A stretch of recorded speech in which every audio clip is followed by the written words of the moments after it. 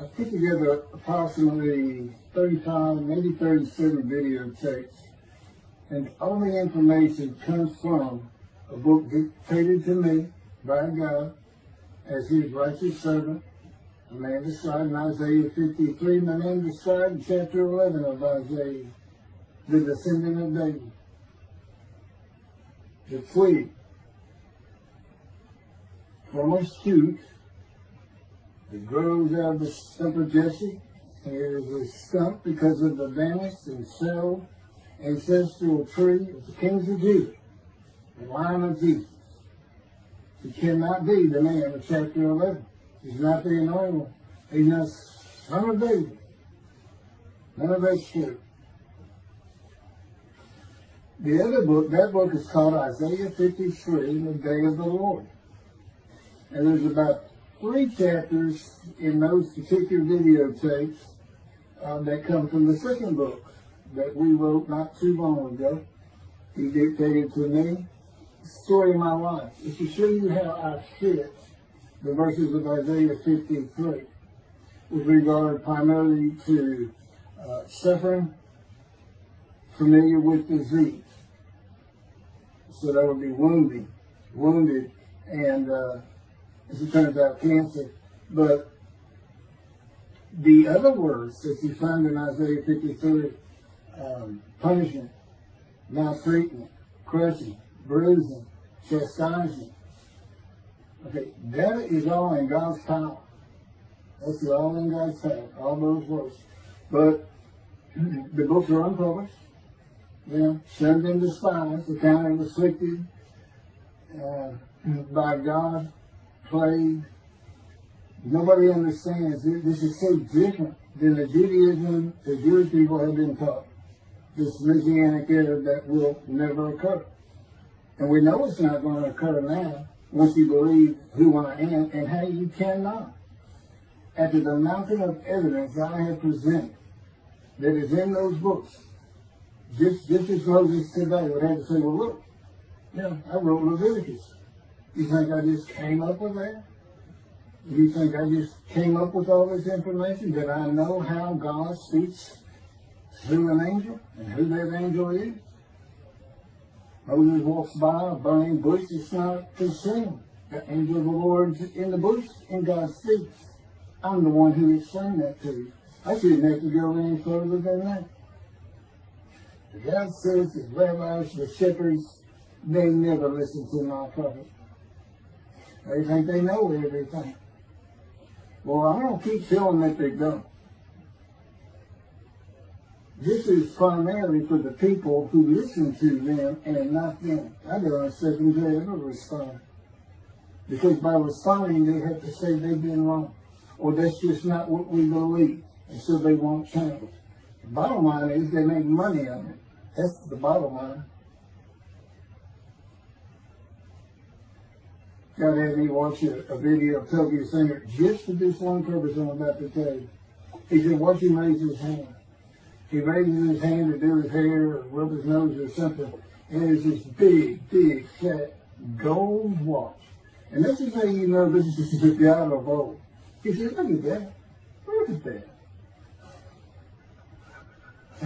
I said, well, he does. He died. His skin died, silver died. It might be a scuba watch. He said, that's not a scuba watch. That's just a big, fat gold watch for everyone to see. And he makes his money on Isaiah 53. The guy said, at least that's how he really got going.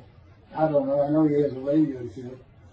But remember, I'm in the fire refinement. Everything God does with me is to draw emotions, because I'm going to be emotionless once I get to Israel, for the most part. He'll let me feel what he wants me to feel.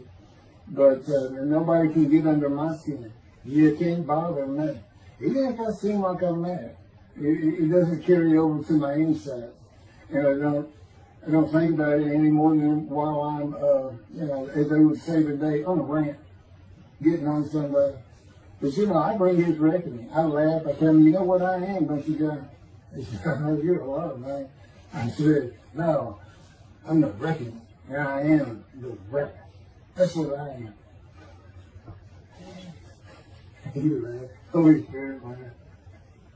I said, you know, righteous servant, David the shepherd, Elijah, prophet like Moses, you know, I like grass. What's his name? Grass. What did he do? He's a reckoning. But anyway, I'm going to go through these early years of mine before God spoke to me. It's chapters 1 through 6. Chapter 7 is God speaks to an atheist, and I've already videotaped that. Walking with God and tripping on visions and visuals. So the first chapter, this is what he told me right now, birth and tragedy. I was born in Bryan College Station, Texas on February 6th, from the Holy Spirit, yes. I could get asked me before, so, yes. Oh, this is only for the people who come to believe me. I don't expect anybody who's been viewing these materials and, you know, nobody's really subscribed in a handful to be believed. Again, I can't imagine. I don't know what you people want. I don't know who you think's going to come to do something different. How you going to know who David is? I mean, according to Judaism, there is no description of him. How you going to know who he is? All this being presented, and I know Jewish people are seeing it, only 60% of the views are coming from the United States. Now, I don't know if that means 40% is coming from Israel. Probably not. You got Canada, that's a big follower on my WordPress site. And it really just all the countries of the world at one time or another have looked at some of this information as I wrote my blog, and the blogs became chapters. But I'm assuming some Jews have heard of what some man is saying he is Moshiach, and they're watching. Well, this is for those who come to believe. The people who want to be the witnesses, the men made righteous. By my mouth, there are things I can tell you that God would have me say to you. So, you know, this might be bored and cheers with others, but it does show suffering, pain, and emotional pain, my background, and just who I am. Not just some cook out here. You know, people say, well, he's hearing voices. Listen, as a lawyer, and I even do criminal law, I've seen some of these people who hear voices. I promise you, you know that's a person who should be hearing voices when you just see them and watch it for a couple of minutes. That's not me. Excuse me. Okay, I was born in Bryan College Station, Texas on February 21st, 1957. And that's interesting because that's the year the first satellite went up. Russia sent up Sputnik, which is really 3 different satellites, and all together they were called Sputnik. That is considered the dawning of the age of the internet. Now, I've asked God, how did you select me? How did I be blessed with this and learning all these things with this crazy life that I've had? And but he won't answer me. He's John Poker, the Poker guy. He's not going to talk. Not going to change his version or anything, or me getting an impression that he is. And so I tried to come up with it on my own, and that is where I started. I said, because I know how important the internet is to you. It's the only way to get things worldwide, and all the teachings that have come through it. I didn't know, you know, I'm 63. I'm not like the young people who can just text messages without looking at them, and all that. But he's taught me everything. He taught me how to set up Facebook, Twitter, you name it. He was just like, go to the computer, do this, do that.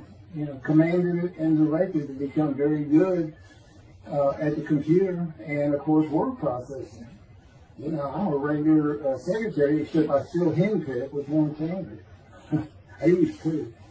But God says, I have to show you, I have perfect use of this disfigured right arm. It just doesn't have muscle in it, and my shoulders show you. Anyway, I was born in Bryan College, and that's where Texas A&M University is.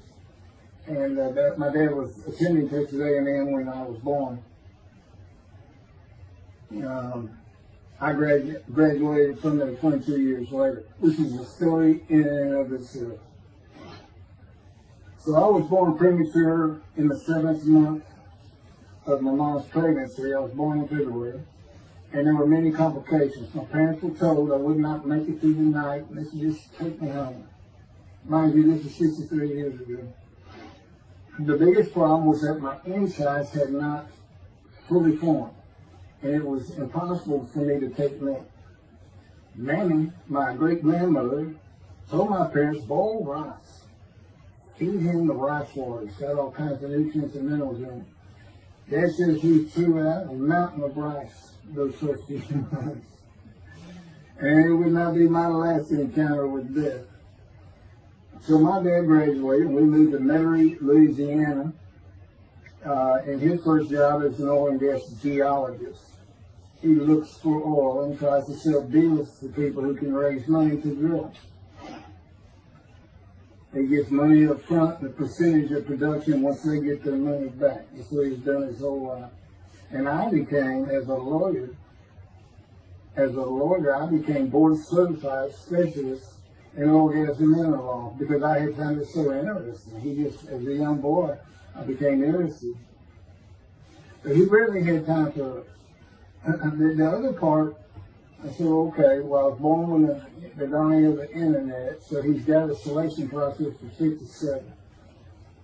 And I come from a dysfunctional family. Lots of drinkers, lots of fighters.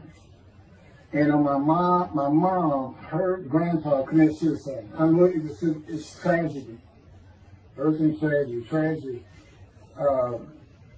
In the Great Depression, he lost everything. He owned land in what is now downtown Dallas. But then when she was about 4 or 5, her mother went down to the Market Square in Crockett, Texas, small East Texas town. Everybody has their courthouse in the center of town, and the streets on either side with stores. She went to the hardware store and purchased rat poison. She hadn't gotten hardly out the door when she opened it and took it herself. Died right there on Main Street in the middle of the day in a little small town. I don't know how long that would have been. My mom's 85 or 6. She was 4 or 5, almost 80 years ago. So I'm sure it was quite an event. And her dad took her and her sister's about 2 years older, to Metairie, and not Metairie, to someplace in Louisiana. But could have been Baton Rouge. And her father became an elevator operator. And you can still find this in Houston when I was at law school. I went to law school downtown Houston, but South Texas College of Law. And at the courthouse, they would have somebody sitting in there on a little stool and with a lever and take you up or down, take everybody up or down. With all the lawyers coming in for the court cases, it was packed. I'm sure they've done away with it by now.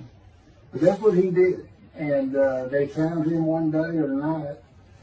He had taken out a pistol, he shot himself in the head and killed himself. So now she had suicides on both sides of the family. And her father's brother took the 2 girls in. He actually adopted them. And she was about 10 or so, I believe. She's with him at some shack in East Texas, and there's not any phone in this place. And he took a shotgun, and I'm sure he'd been drinking there all known for it, and blew his head off right in front of her. I mean, that's all the circumstances I know about it. It doesn't sound like a good scene at all, but it scarred her for life. Okay, we've been taking care of her from the get-go. My father amazes me to no end.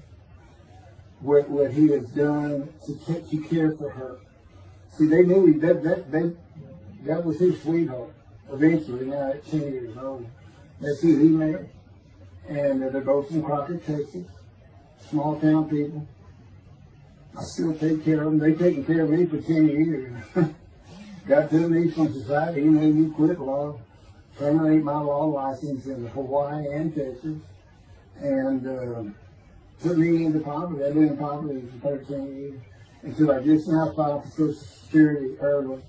But I give them more than 90% of it to make up for everything they've given me for 10 years, 13 years. While I'm in God's fire of refinement, learning everything I need to know.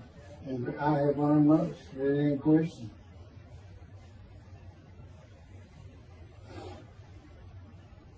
So anyway, this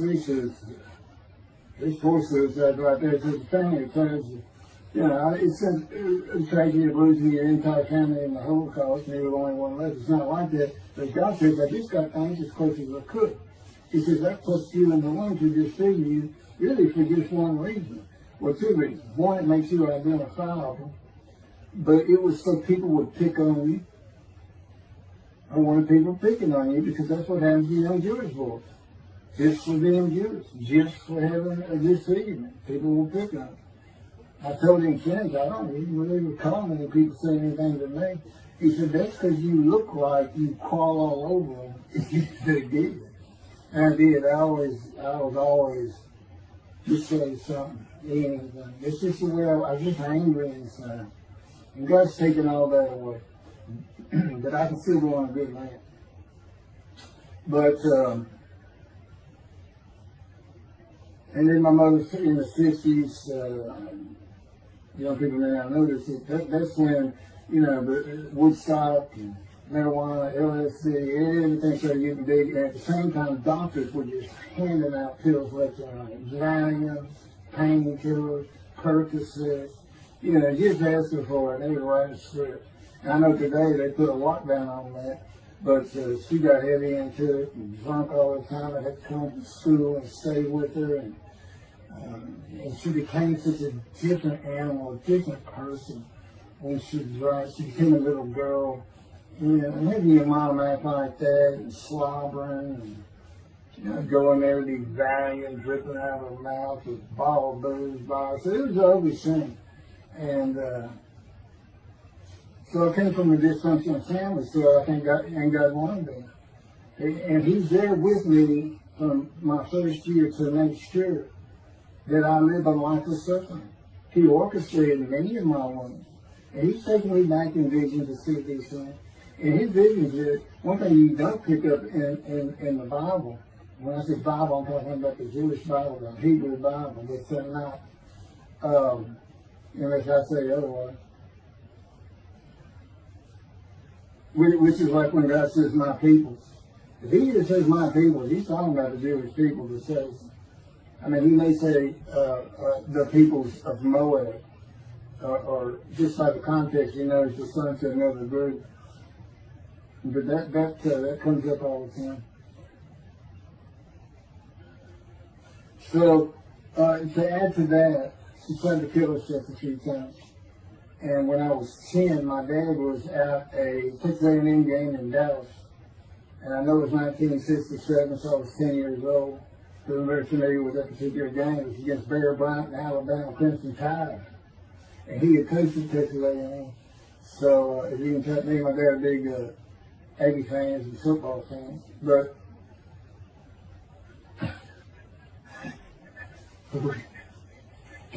I had dinner sure with me to see those games in Israel. Somehow my coach said to me, he said, we'll get it. I said, we'll get it. He's so funny. I don't know where my sister and brother were, but I heard some noise and I went down about 1 or 2 in the morning, and our stairs curved, and there was a little bay window cut out, and I looked down out into the living room, and she's wearing newspapers on. And they just sat there watching. They didn't know what to do. And she got down on that paper and took out a butcher knife, not a razor blade, a butcher knife, and opened her wrist up. And just having again, years later when I was in high school, she opened her elbow up, and that was god awful. I don't know. But before she bled out, my dad opened that door. I sometimes think she knew he was going to be there. Shane would probably save her. But it didn't look good. And I hated myself for not doing something. Maybe that's why I was so angry. Anyway, because I didn't do anything, I just sat there. I couldn't move. I don't know. I don't even know what I was really thinking, really. But I tell you what it is. It told me how much her uncle blowing his head off must have done to it. That must have really hit you. I had nightmares my whole life, but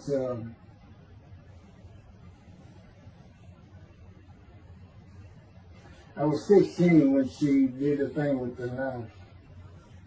But you know what? My dad finally got her. He got her the best psychiatric care in Houston, Texas, and that's big because we got a medical center that's renowned throughout the world. And they put me back together many a time. And she never did that again. And the amazing thing is how different she is in her very advanced old age. I mean, it's like she was never that person of the 60s and the 70s and the 80s. I didn't know how my dad survived it. I didn't ever stay.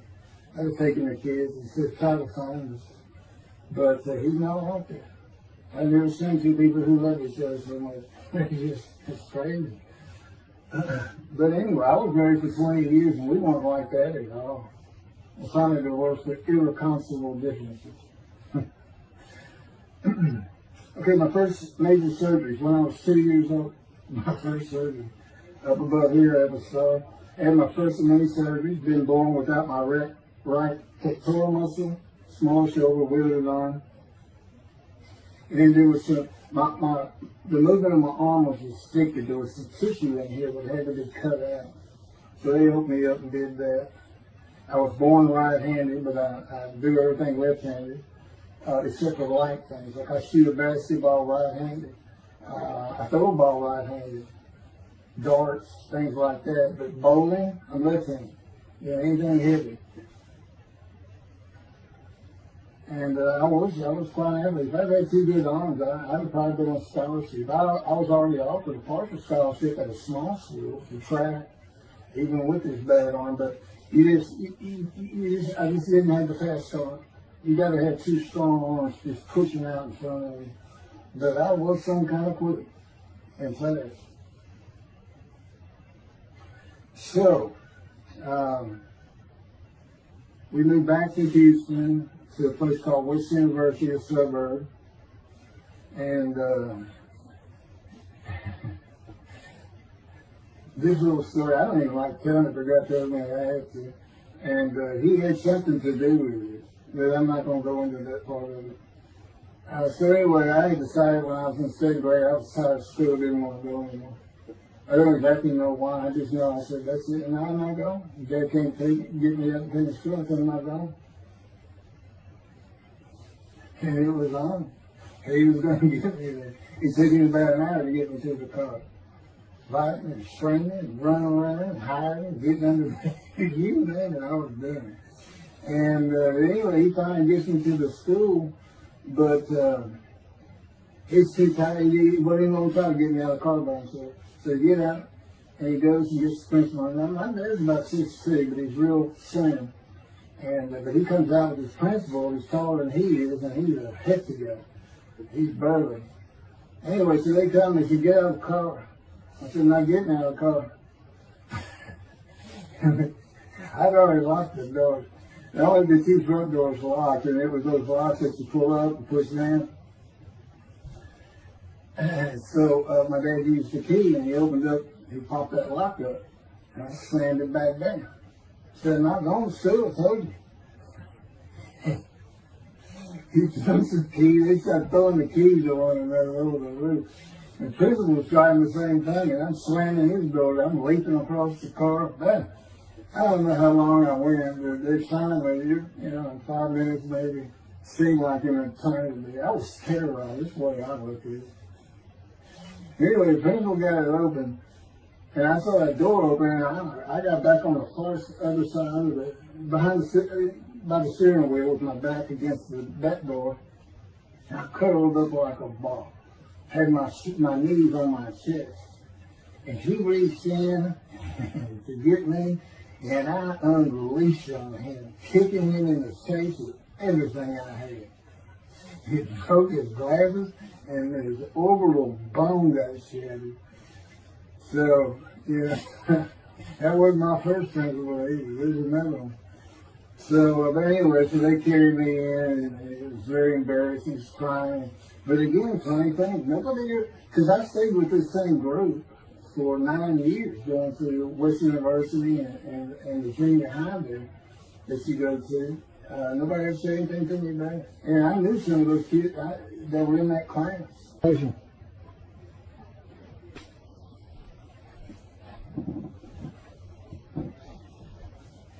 My camera only goes for half an hour.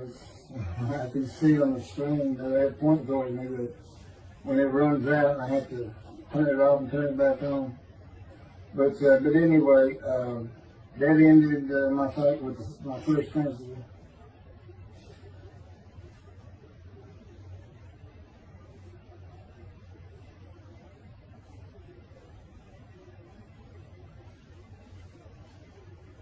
Now here it is right here. I had me put this in there. In the 10th grade, the principal of the school told me to cut my hair. I had long, blonde, wavy hair, well past my shoulder. Again, this is, I graduated high school in 76, and this is in junior high, so it's in the early 70s, but it felt like the 60s still. And I kept in a ponytail. It was neat. It was a school-wide policy. I think I was one of the last people to cut his hair. I was hiding all the time. I was always on the alert for the teachers that would send me in. But I went and got it cut. I told the barber right at my collar. Sat there and said, cut it right at my collar as I was instructed to do. And then I was commanded to return to the principal's office. And so I presented myself to him. I sat down and sat in his office, and he gets up, walks behind me, and grabbed me by my hair, back of my head, and jerked my head back fast. And said, it's still over your collar. Now, I don't know if I did a backflip out of that thing. I can't really recall. But what I do recall is it took 3 people to get me off of him. And I was permanently expelled from school. Which ended up me leaving home. I wasn't a runaway, I'm just out of here. I'm tired of everything and everybody. I ain't going to school ever again. Hate school always there. That was me. Yeah, they had to pull me off of him. I understand through a friend of mine, he said, my brother went to that school. He has some stories about that guy. I thought that wasn't me. Second major surgery came when I was 12 years old to try and repair my right knee and just below it. I was on full speed in a field. High grass and weeds with a family dog. And God says he had something to do with what the dog did. For no apparent reason, just suddenly he was running at my side. And he just bolted, he just stopped going straight to the heart of the left and went right between the legs. I go sailing in the air, and I came down on my knee. Except my right knee came down on a broken Coke bottle, Coca-Cola. And they used some thick glass back then. It was split nose down, way down. It was all broken up, but it was the bottom all jagged that my knee was. They said it went to the other side of your knee. They said, you got that whole field in your knee. But when I got to the hospital, I sat there for a long time. The first officer came in and just told my mom, "I'm sorry, He said, I can't repair it. It's not repairable. We want to take it off. You can't use it." And I already knew that because as I started screaming and yelling for my dad, he finally came back. This field was behind our house. It was a chain link fence, and in the field. My dad finally heard me. He got over. He saw the blood and saw something. He scared to death. I'm going into shock, and he got me to put my arm around his neck, and he said, "Can you walk on it?" And I tried, and it just collapsed. It was useless. It was awesome. And then I had to climb over that fence. And my mom was going crazy and screaming and crying. And he had to go take care of her. I'm sitting in his bathroom, my leg all opens up, and I'm just getting sicker and sicker. Nauseated, scared, I was crippled. And but anyway, they get me down to the hospital. And just, like I said, first officer, just like, you know what to do. And just right then, and God said he knew he was going to be there. This doctor walks by, and my mom recognized him. And she goes, Dr. Kane. She runs out the door. Well, it is Dr. Kane. Her mammy that I mentioned earlier, in her old age, very old, maybe in her 90s, I don't know, late 80s, but living with her sister, broke her hip. And this doctor repaired it. This is a long time ago, people. Repaired it, and she actually walked again with a walker. I remember. But that's who this doctor was. And she said, my son, they're going to take his leg out. You've got to come look at it. And this Dr. King actually became the medical doctor for the Houston Roads. He repaired me and me before and after me. I guess that's what he specialized in. But he was at the hospital just to do rounds. He wasn't dressed for surgery or anything. But he came in that room, and I mean, he was livid when he looked at my knee and knew how I'd been there for like 5 hours at this time. And he just started barking orders about getting me prepped for surgery, and he takes off to go get prepped. And they literally ran me down to surgery and done. I mean, they were trying. And this kind of fear they put in everybody.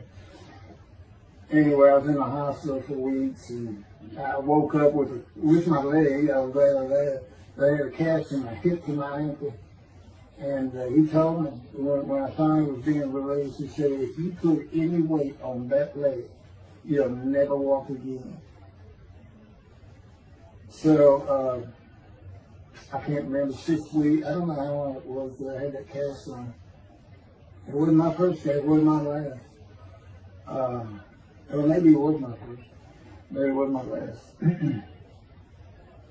That's another story. We're not getting very far. There's 6 chapters, I'm barely getting to the first one. But what I'll do is I'll just do 6, just like I did with Isaiah 53. I did 6 or 7 videos, 7 I thought. But then I joined them all together and put it as one video, the definitive commentary of Isaiah 53, which comes straight from God, by the way. I mean, you can contest what I'm saying all you want, but it makes perfect sense. For the first time Isaiah 53 is explained. And how I've come to the smartest religious view in the world, you can see that, and what the wounding and the punishment, everything's about, and how it's really, in some ways, a snare for the Gentiles for the day of the Lord. Because he knows he can take me and just decimate any argument they want to put forth. You know, in particular, I'm blemished. I'm the Antichrist. In that I am exact opposite of Jesus Christ. Okay, he's so smart, he was keeping the synagogue at 12. Supposedly he was the perfect, beautiful man. I'm just figured. You know, I'm not bad looking, but I'm not, I'm not Brad Pitt or anything. Anyway,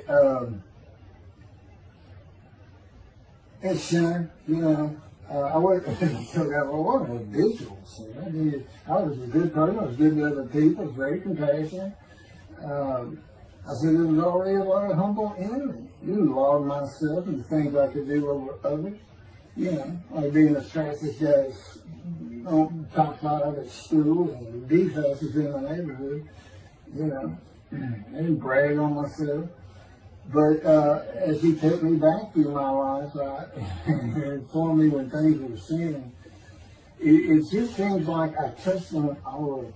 And if murder in your heart is actually committing that sin, as the Christians say, I don't really go with that, but then there's really not much I can make. So I'm a sinner. Jesus would say, well, I'm a sinner too, I'm lying. All you got to do is read the scripture in the gospel, just see what I'm lying. That's easy, and I came from a banished line. I thought I was the man of Isaiah 53. I thought I was going to be exposed to death, but given long life. This is what he would say if he was here. He said, well, you know what happened? They crucified me. And on the cross, I realized I'm not that man. This isn't exposure to death. This was like a sure thing. Father, Father, Father, why have you forsaken me? That's Jesus Christ saying, I'm not the man of Isaiah 53, and I just figured it out. That's what that means. Has God gone down? You sure you didn't have that written? Why on earth would they write that down? They forget about it. They were just thinking it. So that's what it's about, Christians. All they got their way. They can explain that being counted a sinner means he got crucified with the sinner beside him being crucified on each side, left and right. So there's three of them, so he's counted a sinner. Okay. You know, it's supposed to be the Christian. Don't be able to find a person through this. You might Judaism the same thing. You know, this is to find somebody. It's not the people of Israel. They're all kinds of people. Now, we're looking for a guy so God can have a Moses. Why? We have a new covenant. Why? It's the day of the Lord. Why? Jeremiah says so. That's why. It's so easy. The land blooms again. Okay, and you fell the covenant with the temple. So the land blooms again at a time when there's no temple. Jerusalem's going to be rebuilt. It's a metropolitan of this is no Jerusalem of antiquity. The old city might be too big. And I'll make a new covenant with you. I will forgive all your sins and remember them no more. That will cause Torah to be written on your heart. It's a metaphor. When did he do this before? Oh, that's right. The Syrian Babylon exiles. Isaiah was right before. God said, I forgive your sins and remember them no more. They became a holy city. What did they do? They built the second temple. Where did we miss them? The third temple. This is so easy. So it is the day of the Lord. There's any question of that. I'm just telling you it started with the Russians. Something little Russians. And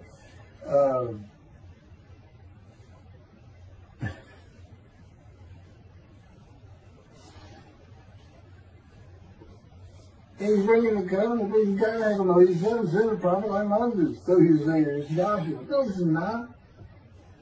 I'm leaving today, the day of the Lord. And guess what? He gives us a description of him. He knows this is a time of secularism, reliance on science and medicine and doctors. And you got so many more people who the only book out there is not the Hebrew Bible. There's a lot more books now. You know, there's all kinds of distractions, television, cell phones, computers. You know, back then, you know, you just sat around and said, what do you think that's there? I don't know. We should send some rain. You know, it's just, I said it was easier to get them back then. But here it is. It's here. And God said, you see why I put sugar and the spice in there? Because for a while I said, God, you know, this is before we really got the books done and everything. I said, I'm just sitting in a room. I can't really tell anybody saying the stars in that. Counting and clay, the freaking,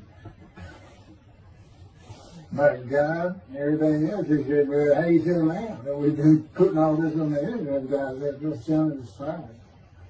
Yeah. I can say, there's no question this ain't gotten back to those things. I said, you keep attacking them like this, and I'll be certainly sure, just in case I'm wrong. But, because he won't actually tell me, he won't tell me anything, this is a rule of thumb, he won't tell me anything that I cannot find out or become knowledgeable on or informed on of my own. Which means about nothing, because we're in a room all the time. The adjunct of the Holy of Holies is what I call it.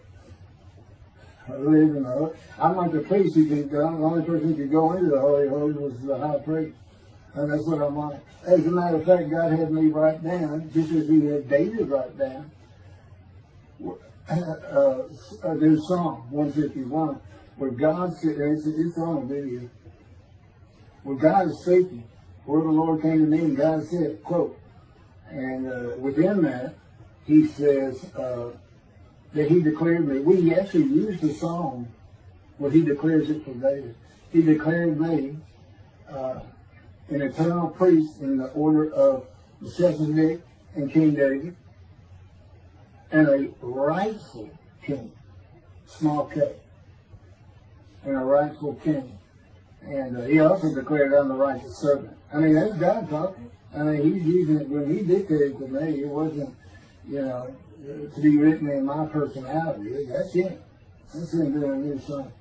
So, because he does that. Even in the writings, the person doing the writing, whatever prophet it was, or Moses, or David, if he wrote Samuel 2 and Kings 1 until he died.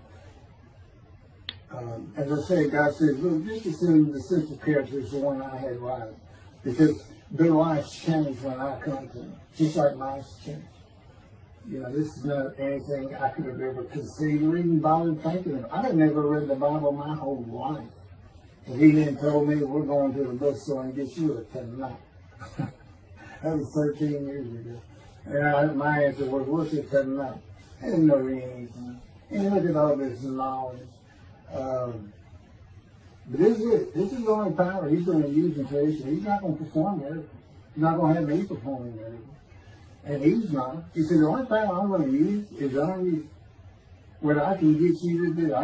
He said, I can take a Gentile Texan and take him to Israel and get my temple built. Okay. He said, because that's what you say to God all the time. Okay. And one night, I hadn't even read Isaiah 53. He didn't come to me and just say, offer yourself for guilt. I crushed you with cancer. It was me that did. That's not, I wouldn't have known what he was talking about. We finally get to Isaiah a couple of years later. He says, keep reading Isaiah 53. Is that okay? And so I read it. I said, okay, finish it. He said, who do you think that is? I said, I have no idea. I can barely read it. I didn't know what it's saying. I said, I think these two verses ought to be up here. I said, you sure nobody messed with this thing? He said, nobody messed with it. It's just that I got Isaiah right. He said, that's you. I said, oh, okay. I couldn't have good luck convincing anybody. I couldn't tell what he's saying. He said, before we can get done, and he's right. I've been over that thing so many times. From my original version of Isaiah 53 that he dictated, or told me how to put together, but every sentence, every word is, we changed it up and added things. I've learned things. Like I didn't know about the chest of devotion. I didn't know why the angel was leaving early in Malachi 3, but I do now. And all that would cause an amendment to my midrash in Isaiah 53. And, the book has me, these are all videotapes out, me and Rashi. Rashi, the first one to come up with this is Israel. And, I look at his answers and I just shake my head sometimes. You should see his answer in Malachi 3 to the angel of the covenant that you desire. There's only a covenant of friendship and a covenant of Jeremiah. And this is his answer. It's midrash, where he just takes a section of the angel is on the way. And it just says the angel of the covenant. And his commentary is the angel that avenges the revenge of the covenant. I said, what does that mean? What are you talking about? And I said, God's being funny. He said, I don't know. I said, you do know. I said, well, I'm not telling you. So, God likes to feel as though he's laughing. He doesn't actually laugh. He sends me a perception every day. Or he uses me to laugh. I've mentioned that in a video. Because he can't. He controls my words. I learned that in walking with you. Just one day, I'm talking out loud as we go. I'm discussing man and divine beings as though I had a sermon I was giving or a speech to somebody or a seminar. And I'm rolling, and I can tell he is really making this thing lock. He's taking it from here to here to here. And we're going. And I'm going. And all of a sudden, I use a word or a couple words that I simply don't use. And they're not what my mind was even thinking of. He just came out. And I just stopped. I said, did you do that? I didn't even say, hey, did you just make me say these things? Because I know you did. I said, did you do that? He said, I did. I was in business. I did. I said, okay. Anyway, that's where it all started. Now I know. Okay, he'll do that. That's the Holy Spirit. Using me. He doesn't sound like that. But he'll use words like that. So he's getting bored. They like to cut. Let me just say this probably got you on. No, it's not all the time. It's sometimes we do tend to get kind of silly in here. But,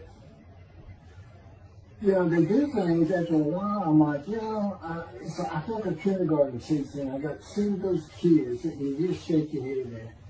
He said, this is a handful. These two, nothing but fun.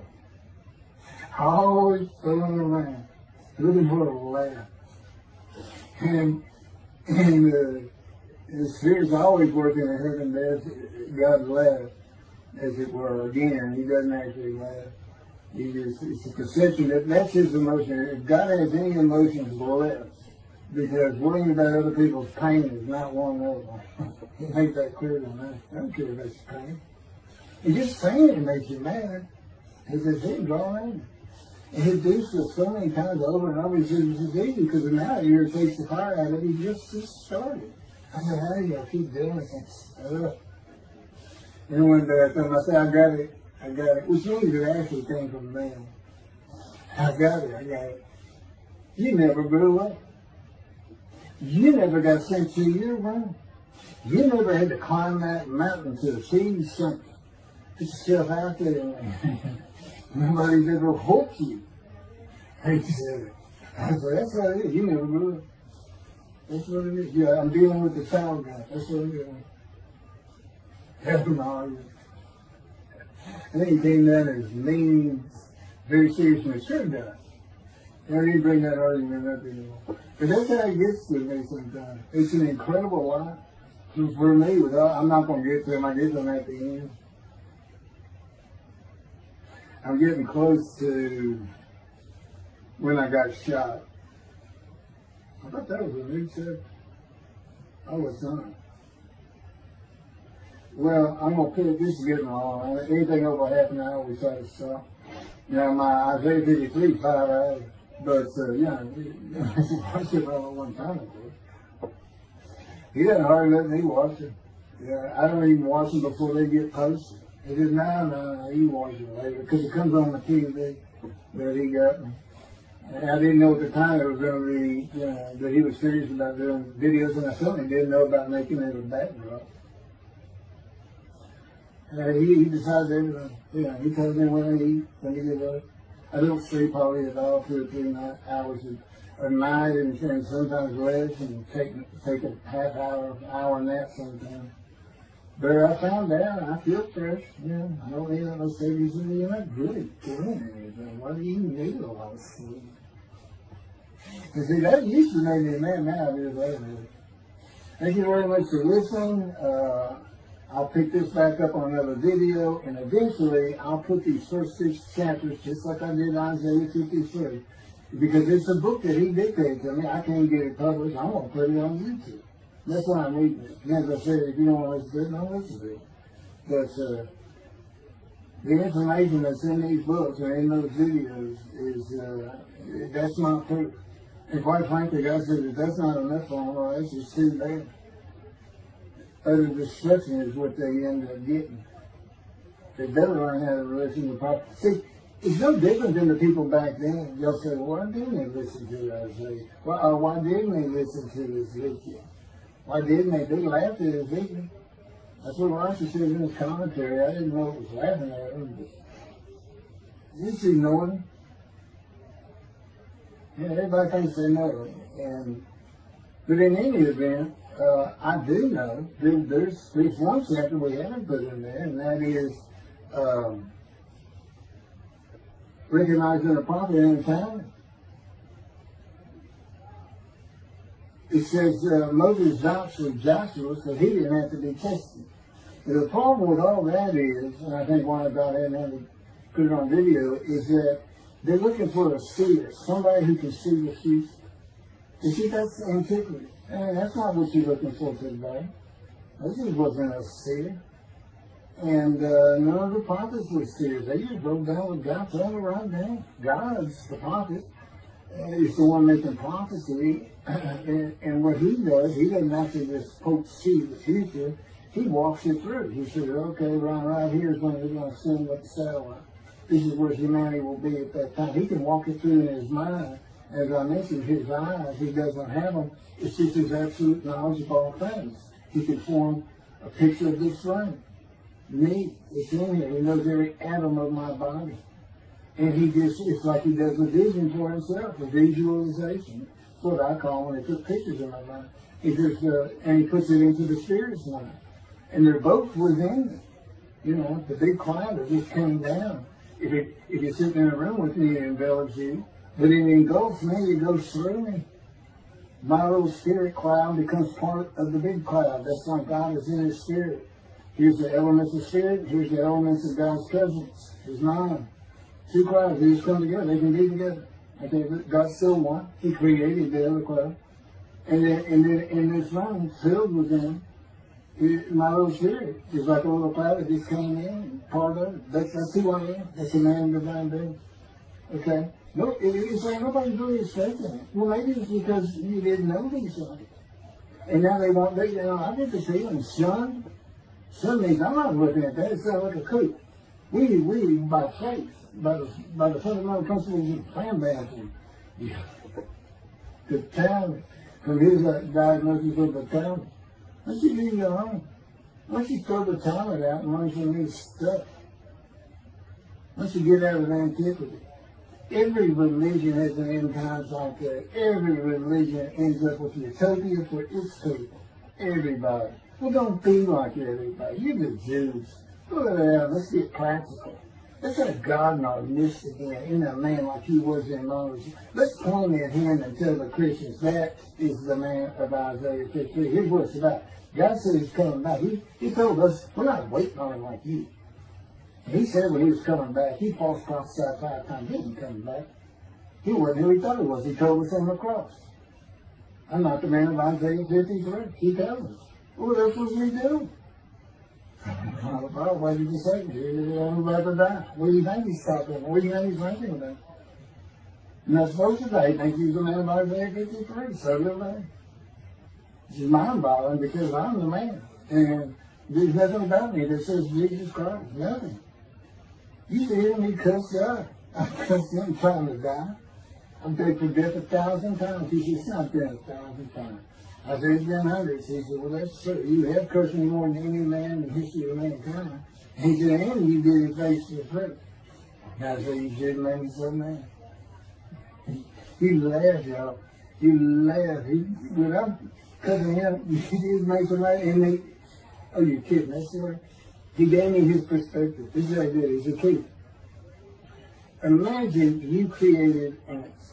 And ants are living beings. In other words, they can think and they have emotion. Okay, you get a great big ant farm over here in the room. Okay, you decide you're going to get one ant to get all the other ants to do stuff. But you got to get him ready. And you get him ready the way I'm getting you ready. Now, he's married. Right? It is. Yes. Now, maybe I'm always laying in the bed. I got a big table, I got a microwave on, I put my computer on, I got a big fan I like to have on. And he said, look over that table. Now imagine that ant got licked. And he is pulled up, and he is standing on the corner of that table, and he is giving you the what for in ant language. I mean, he's going. And he turned around and shaking his butt at you, and he's cussing and all this. And all you got to do is go bump, and he's gone. How's the best? And it is. And that's how that's what it does to him with me. You know, the spirit wild me up. I call him the troublemaker. Troubler. He's so funny. But God's so humorous. There's a difference in their humor. Okay, now I'm told that does wrap it up. I'm going to pick up a gunshot. I guess it's fortunate accident to my knee. They ended up opening me up and between my breast and my pelvic bone, and now it's been 3 times. and eventually, the lung cancer, and colon cancer, and skin cancer. But the lung cancer is when they told me you should have died from colon cancer. He said, but this is it. We can't take that. It's too advanced. You're gone. And prepared to die.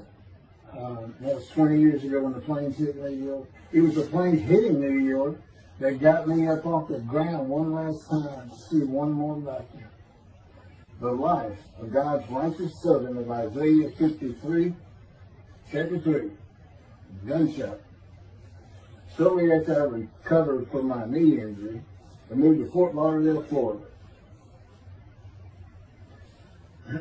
I was not happy about it at all. It turned out to be a lot of fun. I made some great friends to celebrate my 13th birthday. My only injury in Florida was having the front teeth shattered and knocked out, requiring caps, which is more of an ordeal than I would have imagined. We returned to West University in Houston after 2 years. My mom was not doing well at all, and it was getting close to her second suicide attempt. I was back with my old friends and did not have much supervision from home, and I failed ninth grade. I made my own decisions, and I rarely listened to others. And after being set back a year at junior high school, I made a few new friends, which led to my next serious injury. My best friend was a Spanish Italian whose father was from Sicily. And he kept a machine gun and a violin case in his office at the restaurant he owned, where his son and I were waiters. It was called the Godfather. My son was the best pool player I've ever known to play with, an absolute natural.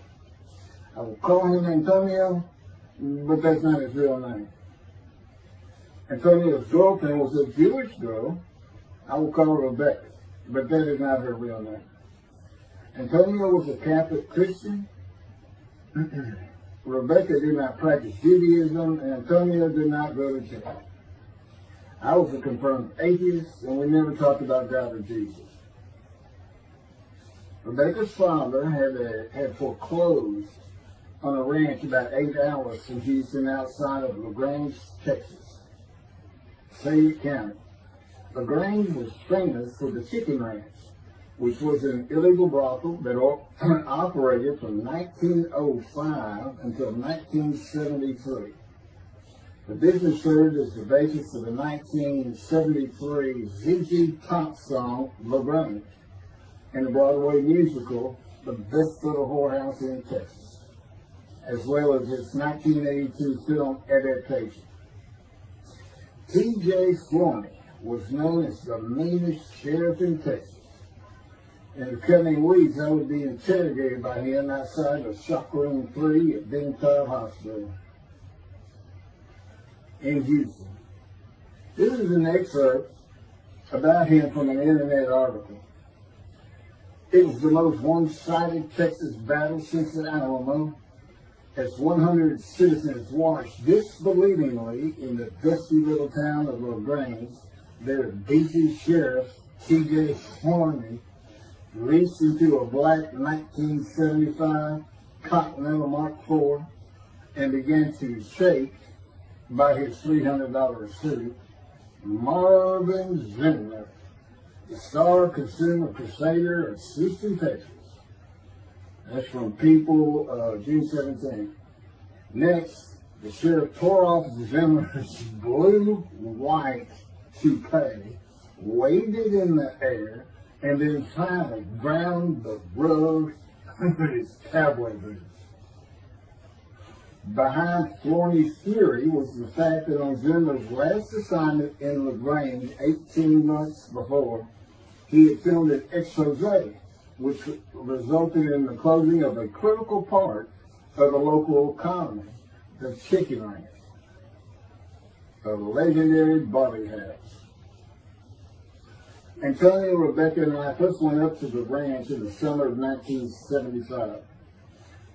It was a small ranch house and small lakes with horses roaming around loosened pastures. We decided it'd be fun to try and catch one of those horses and go riding. The next time I went to the ranch house was in Rebecca's father's Mercedes-Benz. Two-door convertible Mercedes-Benz. I sat on the hood of that Benz with a lariat while she tore through fields trying to run down a horse for me to rope. The horses could turn too fast, and we never got close enough for me to rope one.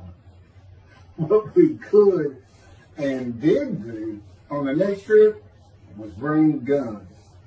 A 30-30 rifle, shotgun, and two 22 caliber pistols with holsters.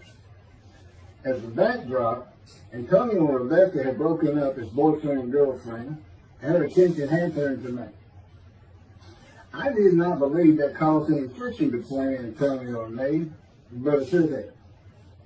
It did not seem to be a source of animosity of Antonio towards me in any event. On October 5, 1975, we were all back at the ranch having a great time.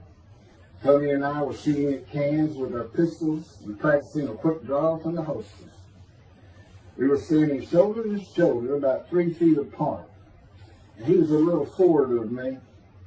Rebecca came up behind us, between us, and said she wanted to shoot. Antonio passed his gun to her, and it fired when it was going by me. The bullet went on a straight line through my bladder, intestines, and colon from the front right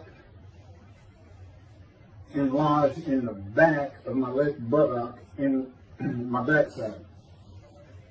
I could see the trajectory in my mind.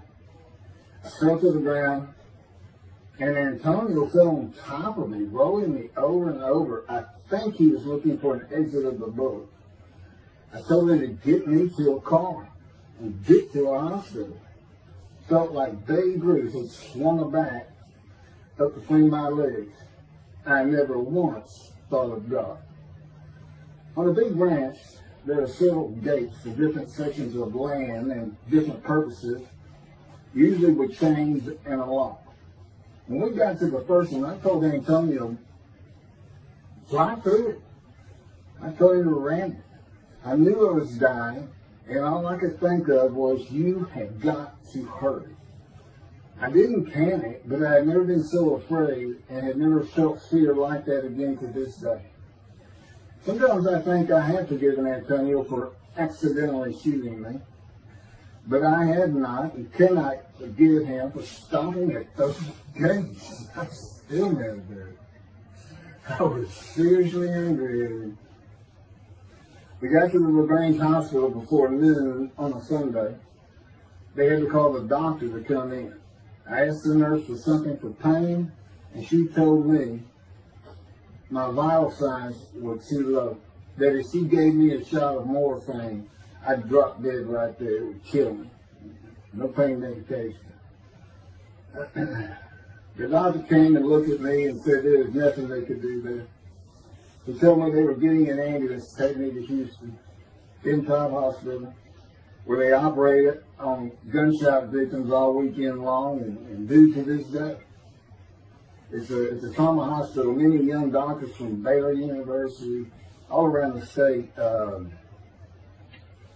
It's a high desirable place to be because you're cutting on. If you want to be a surgeon, you're cutting all day long. I knew one thing with a certainty. I could not pass out or fall asleep. If I did, I would not come back. In an ambulance, I talked to two fellows that were tending to me, as much as anything to stay awake.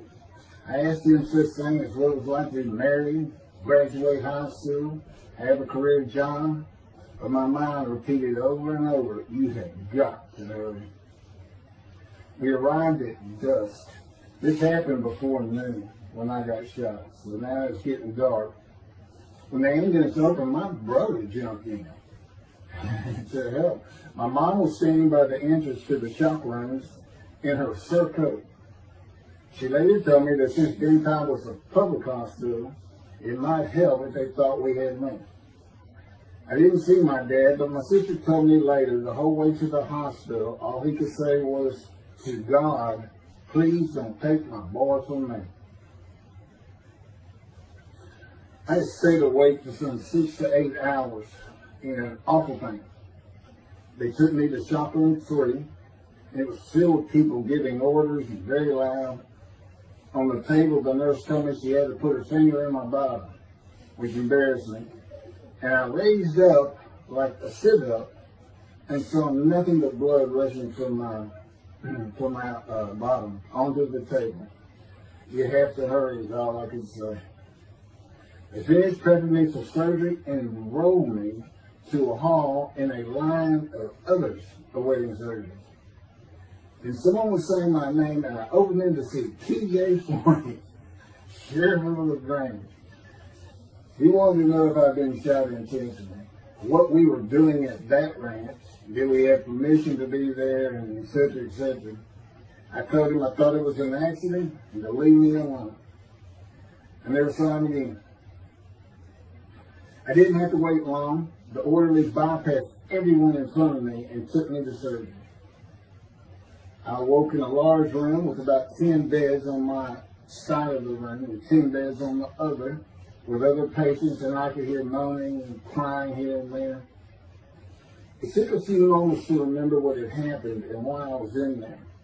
I fell back asleep, and when I awoke, my dad was telling me he would have me out of there into a private hospital as soon as possible. It was the next day when they transferred me to the Methodist Hospital in the medical center, where they had operated on my knee, and I had spent weeks there.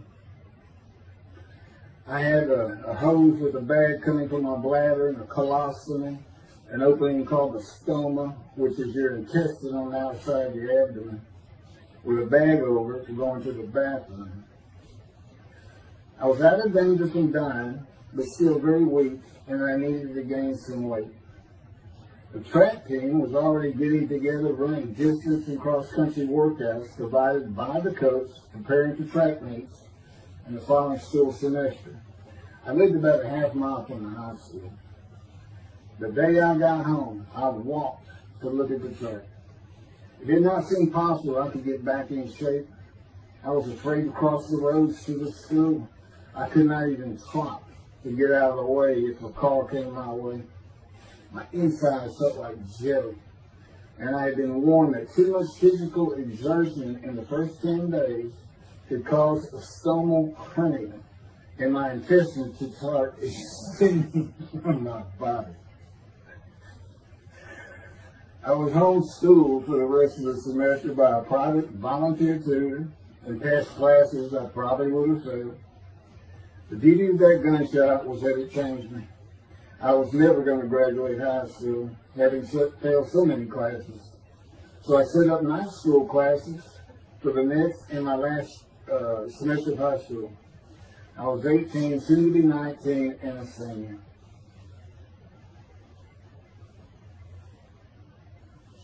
Chapter 4, College and Law School. Before the summer of 1975, one of my best friends in the track team, who threw the discus and shot put and field events, and was a senior, told me he wanted to do something big the coming summer before starting college at Louisiana State University, LSU. I was only a junior and I had no plans for the summer. He mentioned this to me, and I began thinking about how long it had been since I had been to Colorado. My father, who had really good years and many so-so years, depending on how the oil and gas industry was doing. And when I was in junior high school, he had sold some prospects, had completed a few wells, and had purchased a condominium in Pagosa Springs near Durango, Colorado. My friend's name was Keith Miller, and I called him Miller. He had given me the name of Say Babe. At one of our night track meets, I was running the 330-yard low hurdles, and the last time was behind bleachers where the officials lost sight of us for a few moments. A runner 2 miles left veered out of his lane into mine and took my hurdle, and I had to slow down and go around it, yelling, "Hey man, that's my hurdle." I wasn't happy. I do not remember how Miller knew what I had yelled, but he was probably on the football field inside the track, working on shop putting dishes, watching me run and hurt me. I did not really know him very well at this time, other than he was a popular senior who knew everyone, and in stark contrast to me. On the following Monday, I was walking down the halls between classes, and coming in the other direction was Miller, though I did not see him. Then as he was passing me, in a loud voice, loud enough for everyone in the entire hall to hear, I hear, "Say, babe, that's my hurt." Hence, say, babe. That began a really good and fun friendship, and I got to know the class I should have been in if I had not failed ninth grade. And because I was Miller's friend, I was immediately accepted by anyone he introduced me to. I found out about 40 years later on Facebook. I looked him up and we friended that he's Jewish, and particularly because of his brother. He's got an older brother, and they look just alike. They live up in Oregon. But I did not know that. It's not something we ever talked about. Just didn't think about it. I'm sure he wasn't observant at the time. I told Miller about my dad's condo and suggested we plan a trip up there, backpacking the Womanichi wilderness of the San Juan National Forest. I had hiked there while in junior high school with a friend and his little brother. I had a driver's license in my second year in the ninth grade. The prominent 13,000-foot peak is 10.7 miles from the town of Silverton, which began as a silver mining camp in 1873, and that is where I plan to take Miller.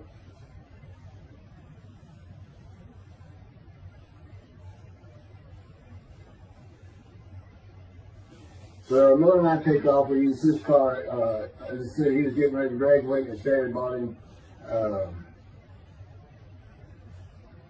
Toyota. Can't remember the name of it now. My dad's condo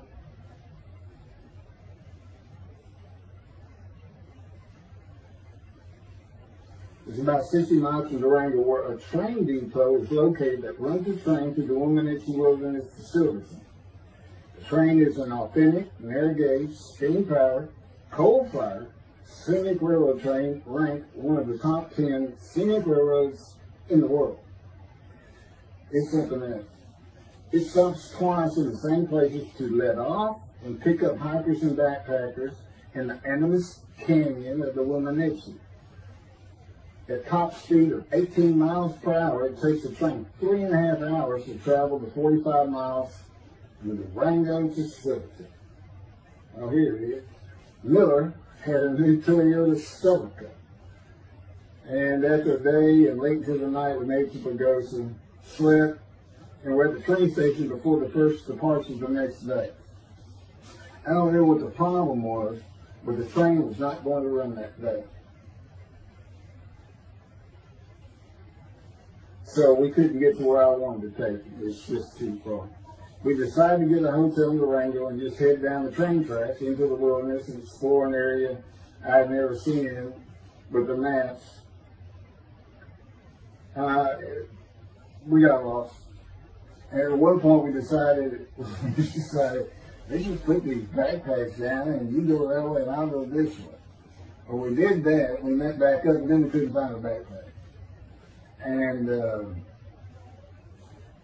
we did finally find them. We slept that night, and we had a big black bear episode because we left some food out on the ground, which we shouldn't have done. And but anyway, we ended up making it back. We had one of the best party nights I've ever had in my life. We hit the main street in Durango, which is a tourist hotspot, and we hit every single bar. You could drink at 18 back then. It wasn't 21 as it is today. And we did. We made sure it was like a go. Okay, so every one of them had at least one drink, shot of whiskey, Boilermaker, beer, whatever. I can't really recall other than I knew I had been drinking the night before when I woke up. But we did. We hit both sides of the street. I don't know how long it took us and how many drinks we had, but we just had a lot of fun.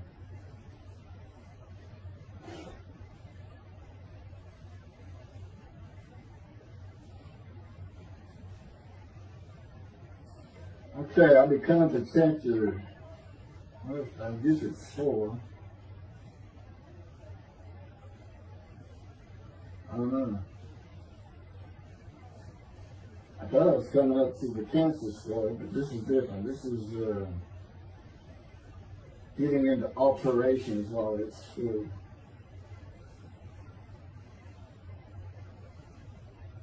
So anyway, I was shot on October 5, 1975, and by early December, so it was October 5, and then in early December, I had surgery again to put my intestines back together, which was, you know, it was dicey. You know, they kept telling me, we don't know if we can reattach.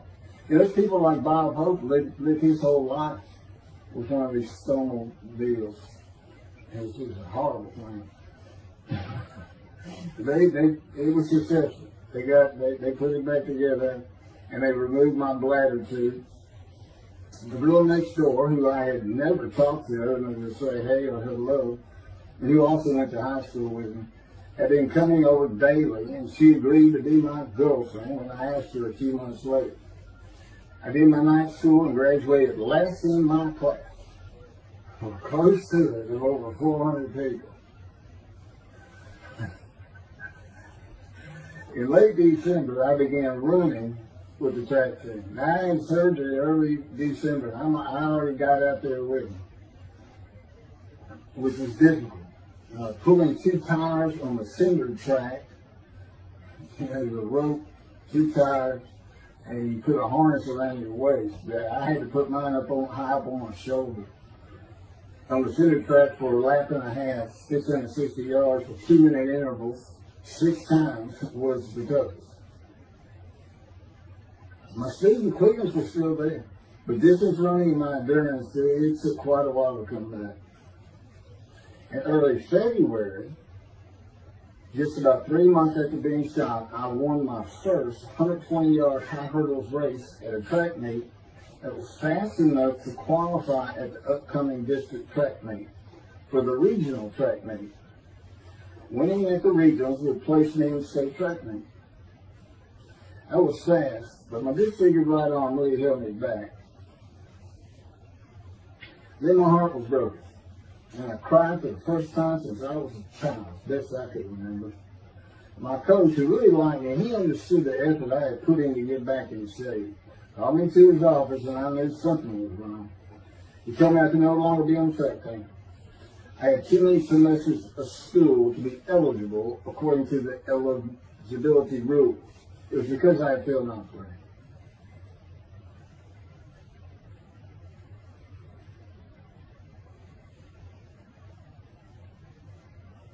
And of course, I had no one to blame but myself. Skipping school all the time, just not trying or caring about learning was why I failed. I was not lacking in intelligence and common sense as many people thought of me. I could and often did read a complete science fiction paperback book during the school day. One day, I get them from my brother. I just sat in the back of each class and read my book, and the teachers always left me alone. I also was suspended from school a couple of times for fighting. First fight was in the gym in the bleachers, with the principal on the floor telling us the do's and don'ts for the second semester of the 10th grade. This is 2 years before I was shot. I found out he already knew me by name, and I had never talked to him. The second fight was with the same guy, but this time we took it across the street from the school. He had about 10 of his friends, and I, being pretty much a loner, I had none. They were African American, both sent to school from neighborhoods far away. And I just didn't understand them, or know why they even talked to me with words I did not get, like word or say, man, can I hold $1?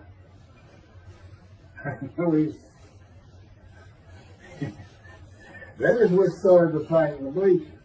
I hear from behind me, and one stood to my left, saying, "Man, can I hold the quarter?" I turned around and he looked at it. And I said, "I did not have a quarter." Over with the principal, I undid my ponytail. Mine should be sitting right behind me, and I'm well aware of that. And I brushed my long blonde hair and then reached into my pocket for some chapstick for my lips. And I pulled my hand out with the chapstick. Turned out I did have a quarter. And from behind me, I hear, "Say, man, you said you don't have no quarter." To which I replied, turning around, "I don't have a quarter for you." The next part's kind of hazy. But I do know I grabbed him by the front of his shirt and slid him down the bleachers onto the student sitting below me. That is when the principal yelled my name and told me to go to his office. The next day, the guy and his friends were waiting on me when I got to school, and we fought across the street. The principal told me not to get into any more fights, and this is what I got suspended for. I remember being in, after my suspension, being in the men's room and smoking a cigarette in a stall, and a group of African Americans came in, and they were talking about the fight. What I remember was hearing, "That white boy went Muhammad Ali on him." My favorite fighter.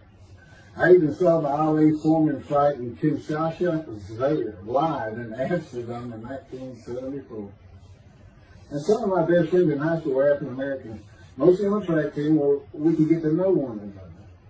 I still had run-ins with the general population of the African Americans, who everyone just called blacks back then. I never used the N-word and thought they would help themselves a lot if they stopped using it. Mostly I think they were angry at being bused in from neighborhoods far away. In fairness to them, white kids did not seem to like me much either. I looked young even for my young age, and with my long hair, about 6 to 8 inches past my collar, I looked kind of girlish, and many people said that to me. One day a friend of mine told me what it was for him. You never smile and seem to be very angry. Like if someone looks at you crossways, you're going to come after them, daring them to say something. Like you want to fight. My next suspension for fighting began in middle shop, and it was all my fault. There's not a big deal with that.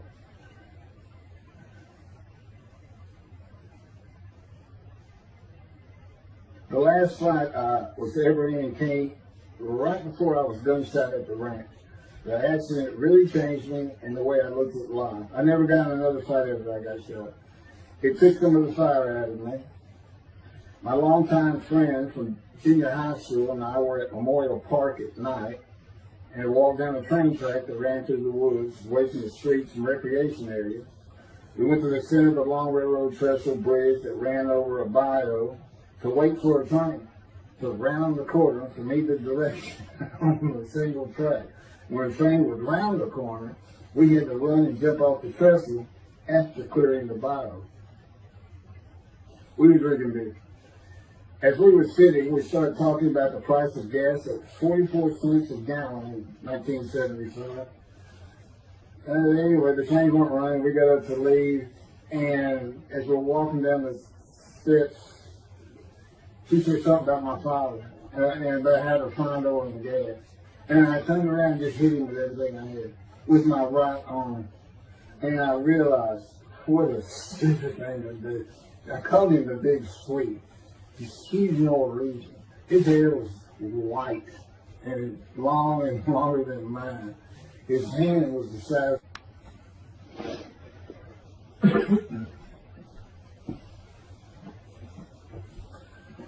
And I had nowhere to run. That was a really dumb part of that. I mean, I couldn't move. I couldn't use my quickness. I couldn't box as I had with the fellow across the street.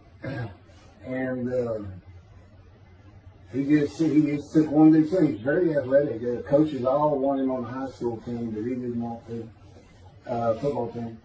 And but anyway, he hit me just one time. That was the whole fight. It was just two hits. My measly hit with my right arm. I let it fast, And I hit him when I wanted to hit him. Well, I say that. I didn't even think about it. But he just about knocked my senses. I mean, I saw it red. And so anyway, that was it for our friendship. We just, although after I got shot, he and I got back together a little bit, but by that time I had met Denise next door, and I wasn't going to be going out drinking beer at the festival anymore. It was going to get serious, and that's when I set up my night classes and everything. Her big sleeve.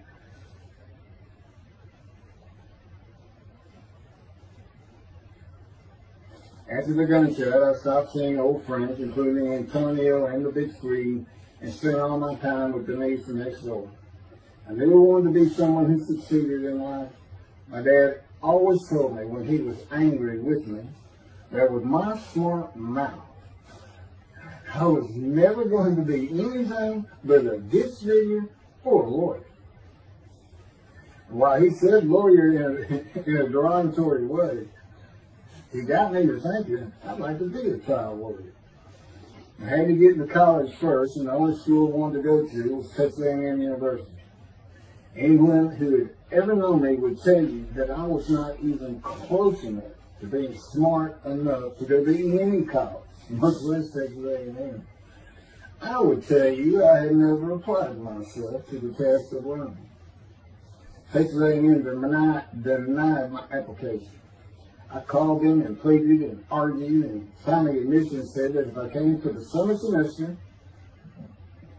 of 4 classes and maintained a B average with no fails, they'd let me in. I did it, barely. I almost failed calculus and got a B.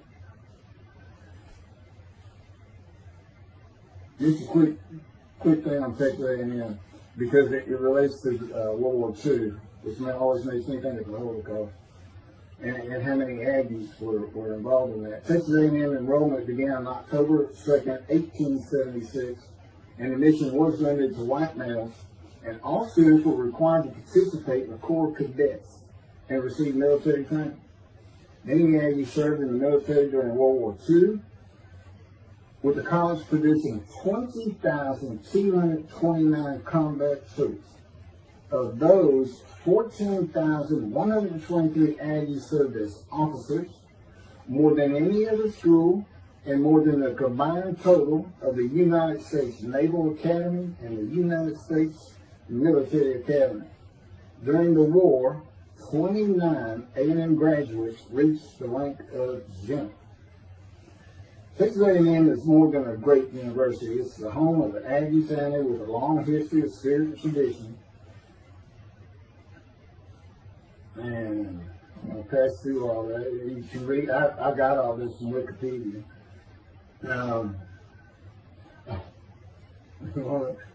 Like Notre Dame, it's a school full of tradition, especially notable at football games and in campus life, drinking beer at the Dixie Chicken. I had a good friend in what is now the volunteer Corps of Cadets, and we've been shooting pool, drinking beer all night on the weekend, and finally left sometime after midnight. I walked my friend back to the quad, Corps of Cadet quad, a large open area where people could gather, surrounded on 4 sides by dorms for cadets only. And I dropped him off at his room. Before he shut the door, he looked at me, and not for the first time, said, "Want to race?" He's fast. We didn't race anything. I said, yeah. Of course, we were pretty much, we've had a lot of this. I said, yes. And he went to the end of the hall and took off at the other end of the hall. He was fast, but I was pulling away with just a few yards to go and hit the wall before I could stop and busted my chin open. Blood's pouring out everywhere, people opening doors. Look, that's what the little guy did, the tall guy. Taller guy.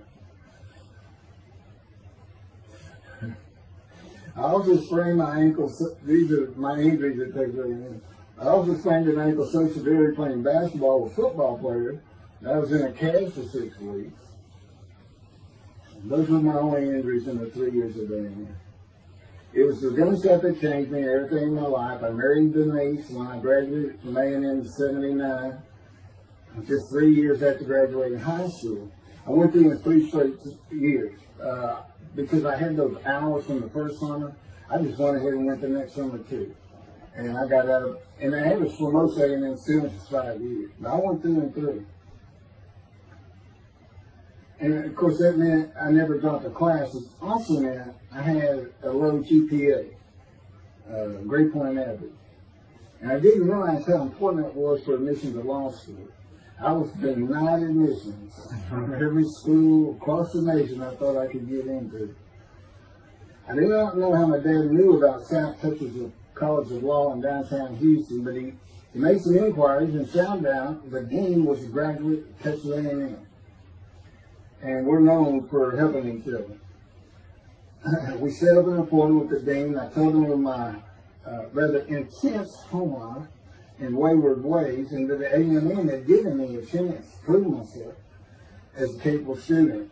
You know, he hemmed and hawed, looked around the theater and gave me the same opportunity A&M had. 4 summer classes, D average, and no fails. I did it. I was terrible with chemistry and math, but it turns out I had good reading and comprehension. Probably from reading all those science fiction books in school. I graduated in '82, and I did great on the bar examination. T. Ellis McCarty, attorney at law. Who would have believed it? Which reminds me of verse 1 of Isaiah 53. Who can believe what we have heard? That's what any of my friends would say about me getting out of law school. Much less was happening today. You go find somebody living in high school, they say, who? Oh, that can't be true. Get out of here. I know him. Get about it. 75. 27-year headache. I'm going to pick up with that on another video. And then that'll be it. Some general comments. 5 and 6. I'm not sure what 6 is. Yeah, 27-year headache. I'll go ahead and mention God in one of these actions. And I won't say anything about the dog who took a hard left between my legs. It's about just as my knee, my leg. I won't mention that. Or hitting the big Swede on the track. And then for me, my arm just took off. I wouldn't have hit him with my right arm. The things he is doing, and getting gut shot. Yeah, I think I would have figured out. You know, you probably shouldn't be hanging out at this store anymore if you're gonna be talking to his ex-girlfriend. Little things like that. He controls my perception. Little things like that in my life to make sure I am the man of Isaiah 56. If anybody thinks I'm going to back off saying that, they're wrong. I have been through too much. My whole life is dedicated to this time, the day of the Lord. As a matter of fact, you know, what about my day? I said, what about my day? Well, he said, well, first of all, God is speaking with you and living with you. Most people say that's pretty good. I said, yeah. But anyway, here's something he's promised me that he lets me check out all the time. I'm going to put on the screen.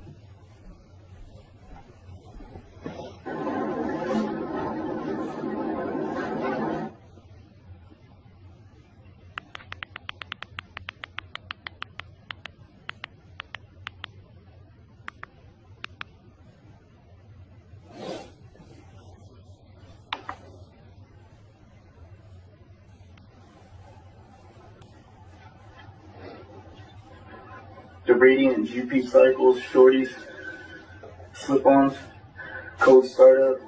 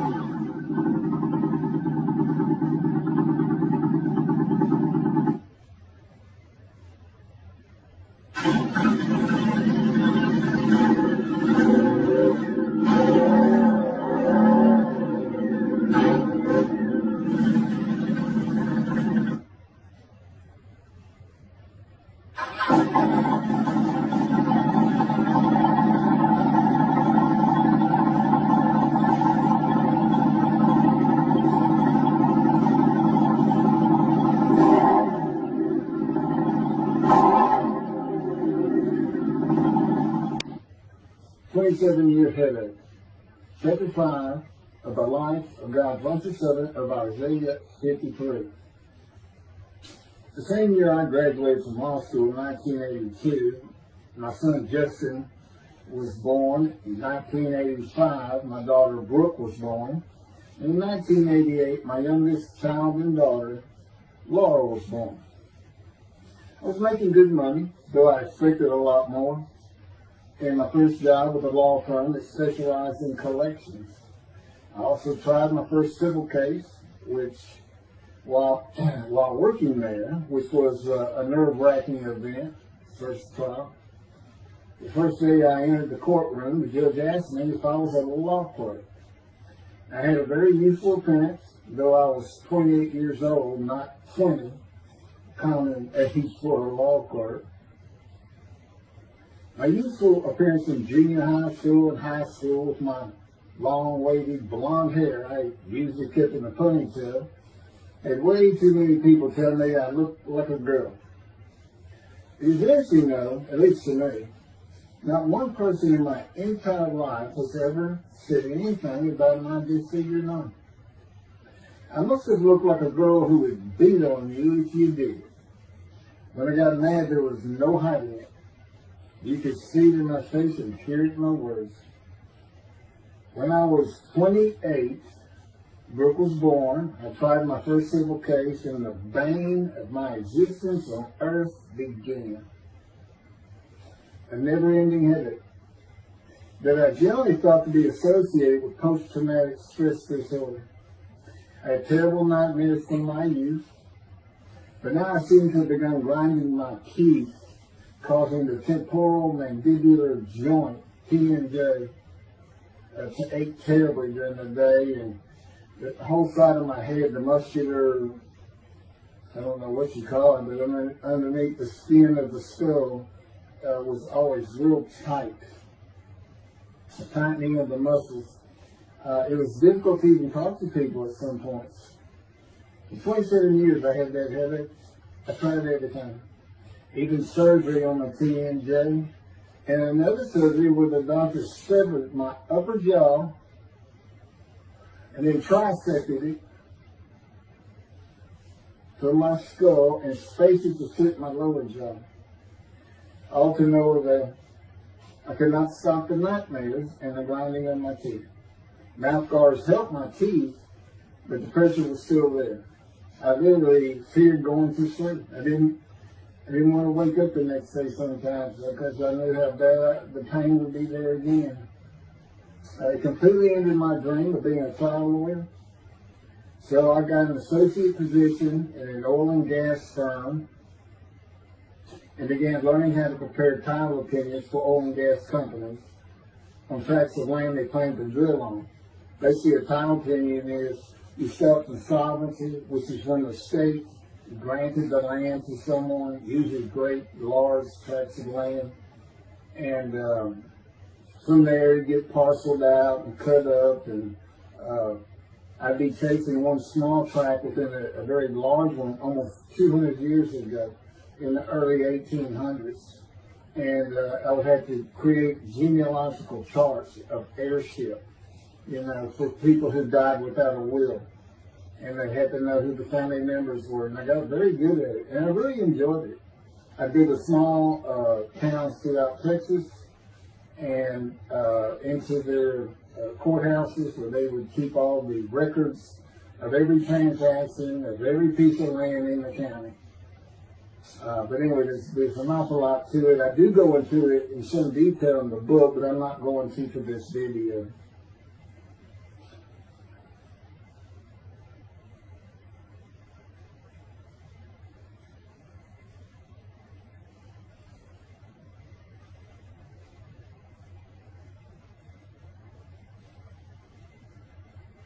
Eventually, I had my own firm.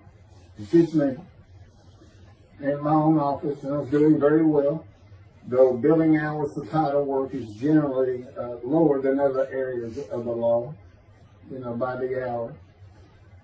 But I had also been involved in multi-million-dollar sales of production between oil and gas companies, probated wills, prepared affidavits of heirship, worked with landmen to fix title defects, appellate work, including arguments before justices, plea bargaining in criminal cases for defendants, and anything else that came my way.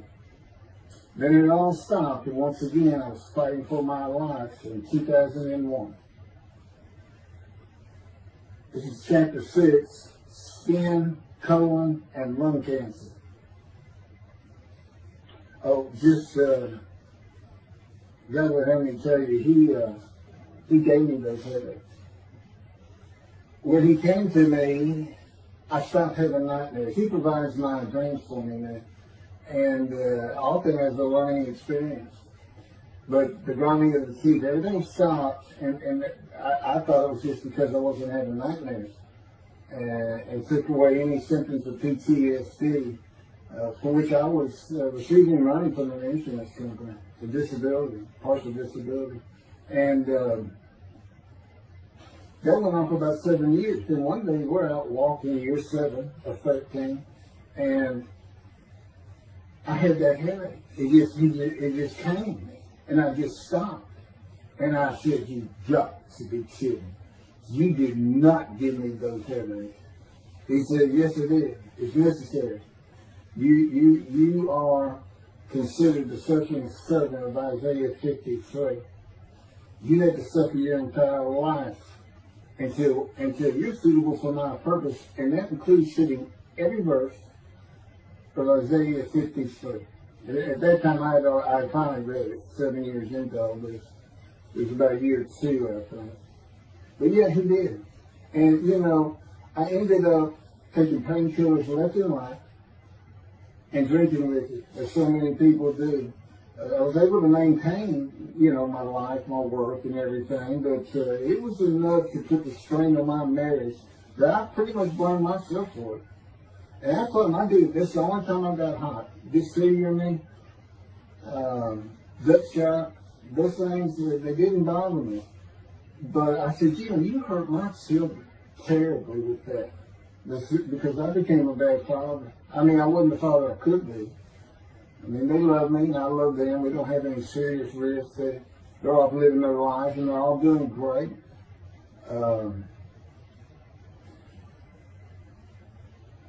But if they consider themselves anything, they're Christians. And although I don't think any of them are overtly religious, or that they're in church every Sunday or anything like that, but you know, when I started going to the conservative synagogue here in town, and I told him I was converting to be Jewish, that pretty much just saying I would be a Jew, I guess. I'm not sure that I didn't believe in Jesus. Was probably more of it, God says. But really hasn't talked to them much at all in 7 or 8 years. So, but anyway, so God gave me the headache, just to make sure.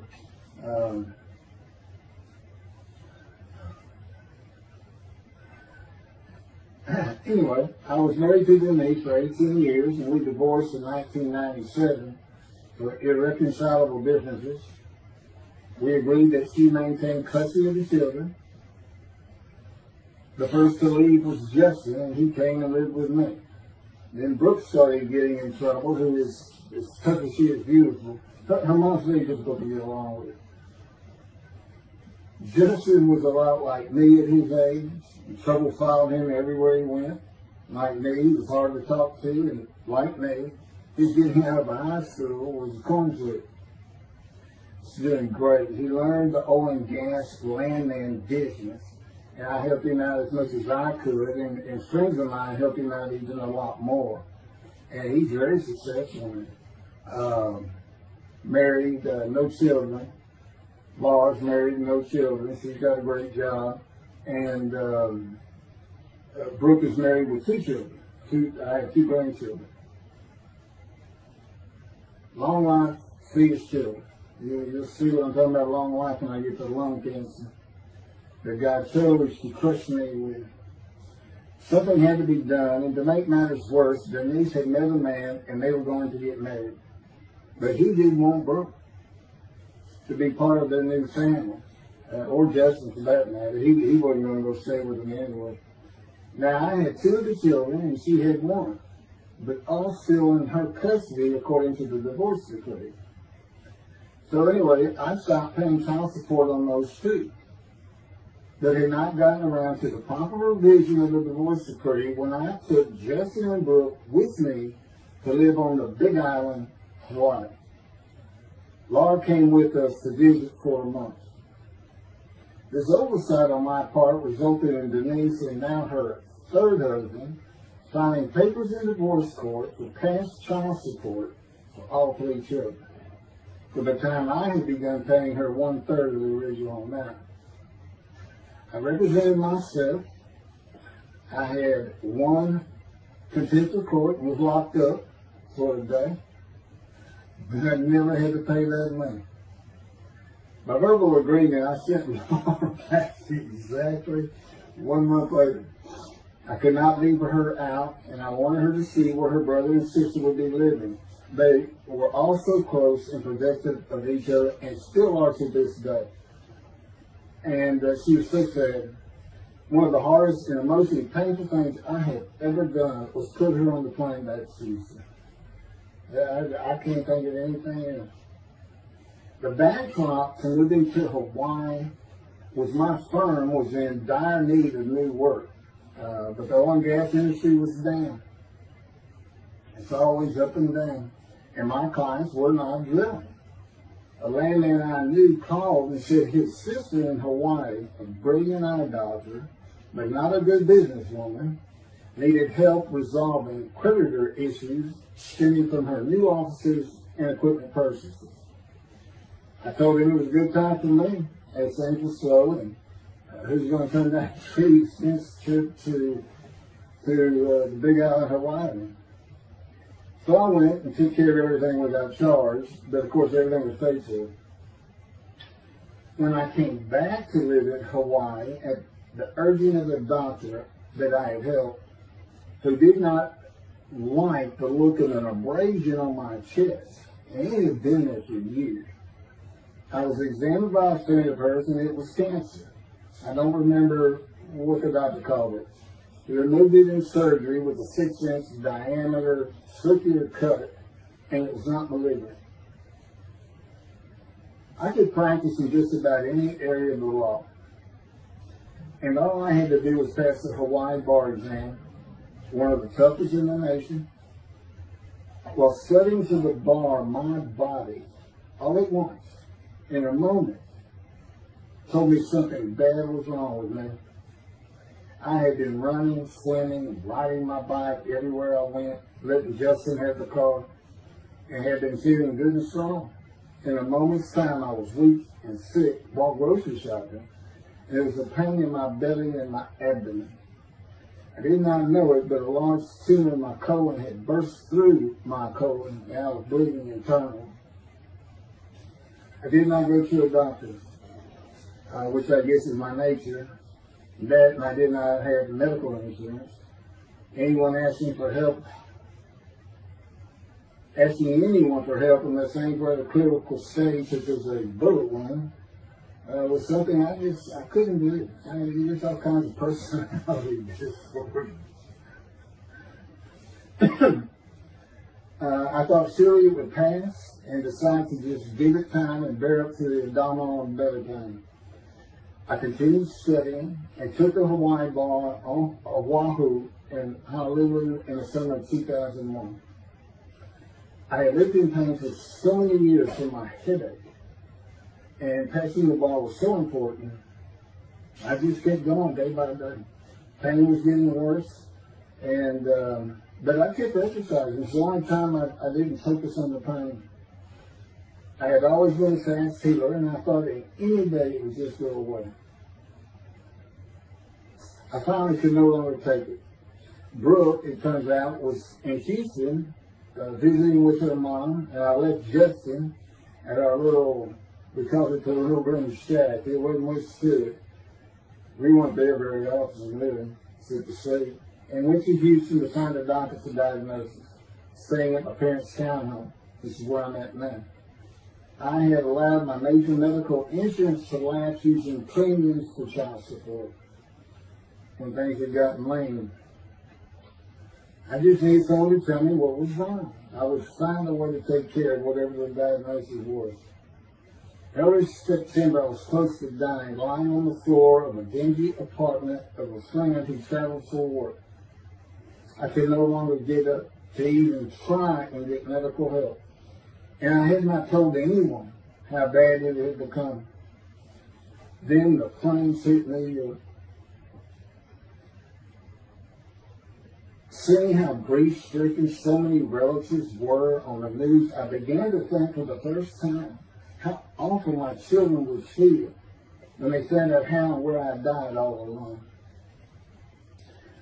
So I asked my father, again, personally to ask people for things, for the money to pay for a colon examination that had been suggested by a doctor at one of those clinics you find in a strip mall, the only places I could afford.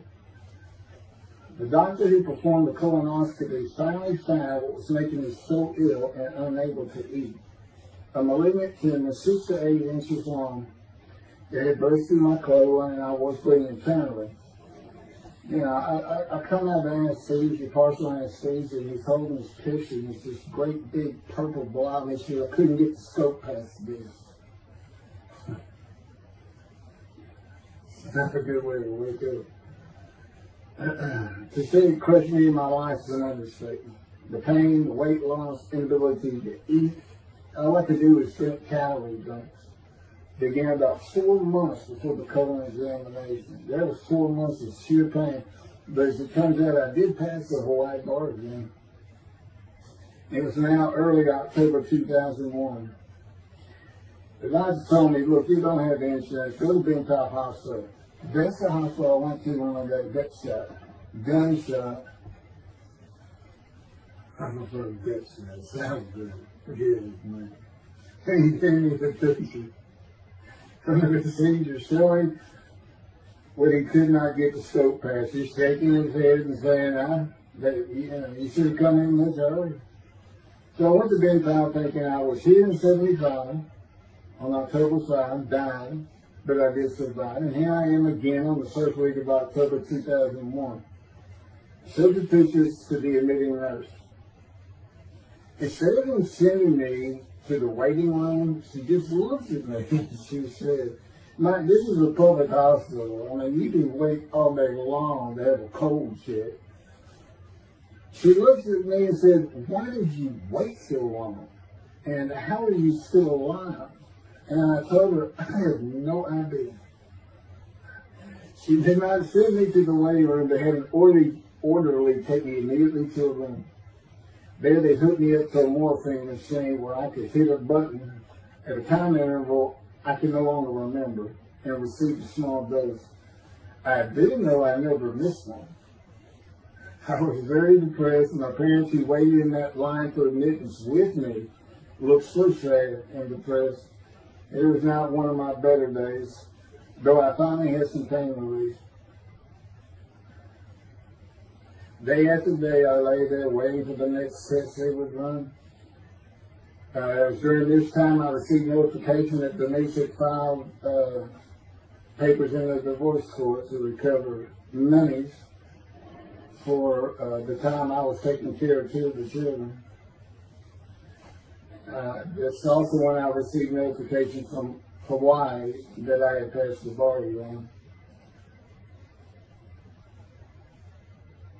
So, Bentop Hospital, what a lifesaver. I mean, young surgeons in like Baylor University, medical schools, it's a prime position to get your hands on if you're going to be a surgeon. Because you're in surgery all day long and all night long. As long as you can stand up, they're bringing people in. It's just a real hot spot in Houston and a great hospital. But it's not a place you want to stay. You really don't. My doctor would come in and be out so fast, I never knew what was going on.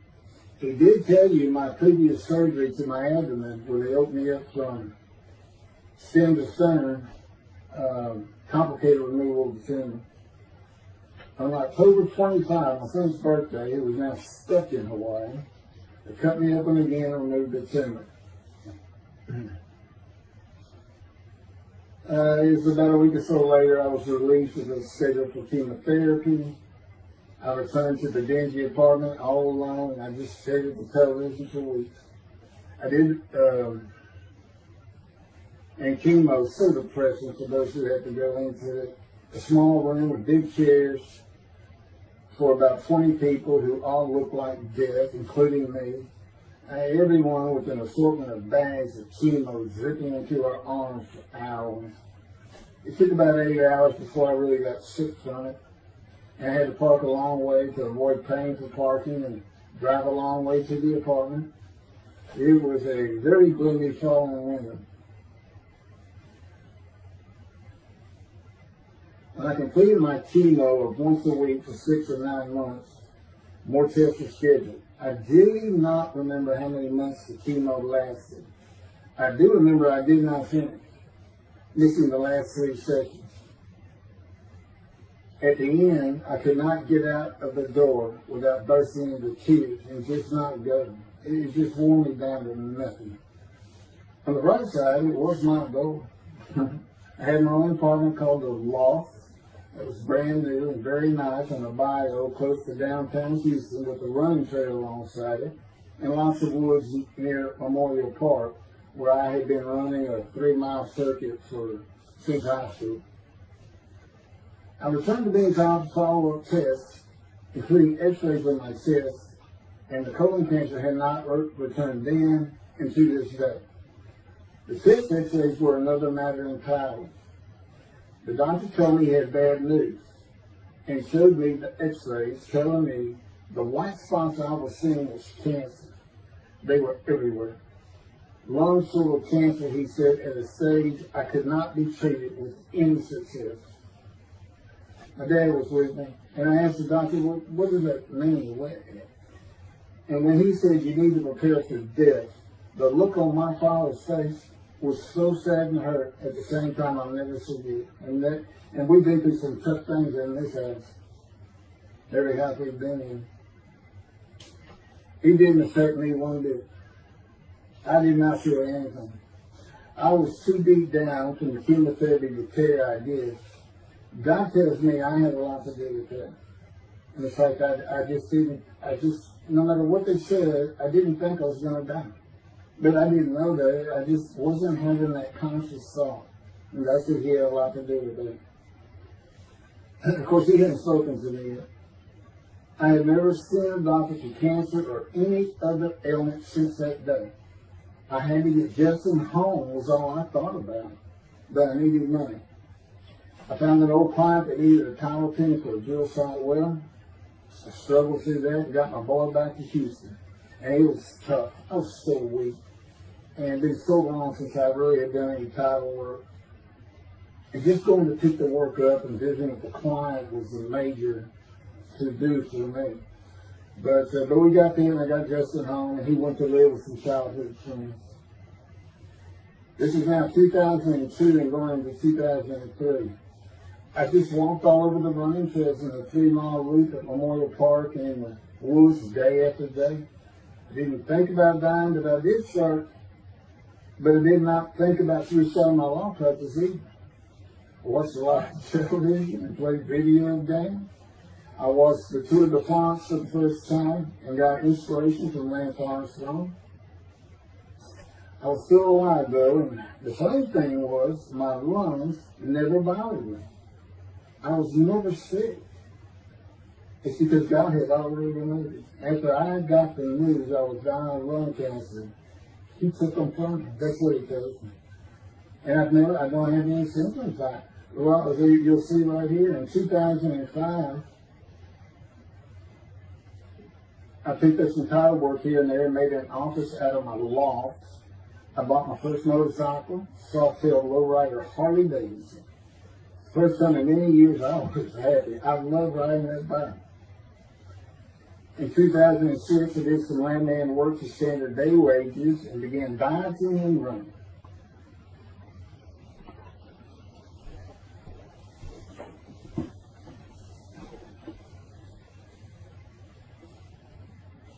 Once again, my camera only goes for 29 minutes and 59 seconds. And I'm going to back up just a little bit. In 2006, I did some land work for standard day wages and began diving and running. I had never been a swimmer in terms of training for it. I love the water and swimming, but I never trained with laps of different paces and various distances. Mostly because I was so slow, because of my right arm. I was reaching an age, though, where endurance in my running was more important than speed. And so endurance swimming was too. In Hawaii, I had seen the athletes come to Kailua Kona, where we live and where the Ironman triathlon begins and ends. Matter of fact, my little green shack was just right on the route where they start. That was a fun week. It was amazing watching the athletes train and prepare for the race. I would think to myself, a human being, the human body cannot do what they are doing. If they were and they did. It's just amazing. I decided to learn how to swim more efficiently and how to train for distance and endurance. Get a regular and triathlon bike and innocent triathlons. I was so alive and finally a direction and purpose in my life. Training every day for long periods of time. It really helped with my headache and I slept better. In 2007, I signed up for the March 30, 2008 Lone Star Half Iron Triathlon in Galveston, Texas, and the October 5, 2008 from Longhorn Ironman 70.3 in Austin, Texas. You cover 70.3 miles, and you got to do it under 8 hours. And I did real well in the first one.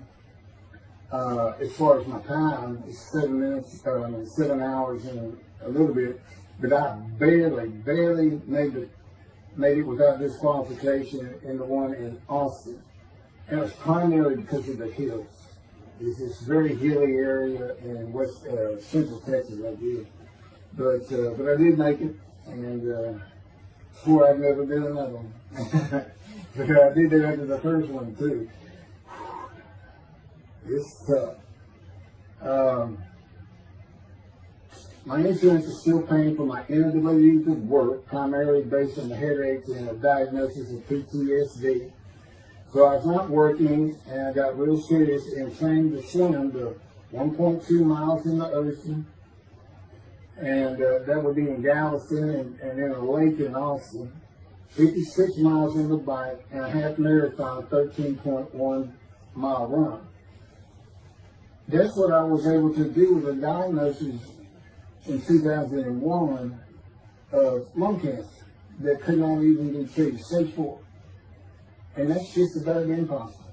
It would take a miracle of God for that to happen, because generally you're going to die within 1 year. They say if you get lucky with good medical treatment, you might make 5 years. But 1 year is the standard, if you can make it that long. That's not proof that I offered myself to guilt for God. Because you can't, it's not something provable. All you can do is see the result of that offer. And again, guilt and emotion. I got voice in videos and everything to get too detailed on it. But that is the proof. You know, I got the colon cancer 20 years ago when the plane hit New York. And it's that was 2001, right. Too many things go through my mind when I start thinking about those cancer years. But God, He removed it. He had something for me to do, but that's verse 10. God chose to crush him with his disease. And as I've mentioned, the reason He chose that is to show that I was blemished, defective, could not possibly be an offer for sacrifice, because He knew what the Gentiles were going to do. They were going to put an unblemished lamb in there and call the Jewish people's Bible their own, and use the laws of Leviticus, not unlike Mr. Toby the singer and his 6 million blemished lamb sacrifice by Hitler, the righteous servant of God. How that seems to read. He's welcome to It's fine any way he wants to do that, but it's on the video, it's in the book, it's in quotes by him from his midrash, from his site, and he said, share this with everybody. Everybody can take it. Just share how great my knowledge is. Well, it's lacking in some areas. We don't question he's an intelligent man, but his reasoning capabilities, in my opinion, at least it's Isaiah 53, are severely wanting. I am that man.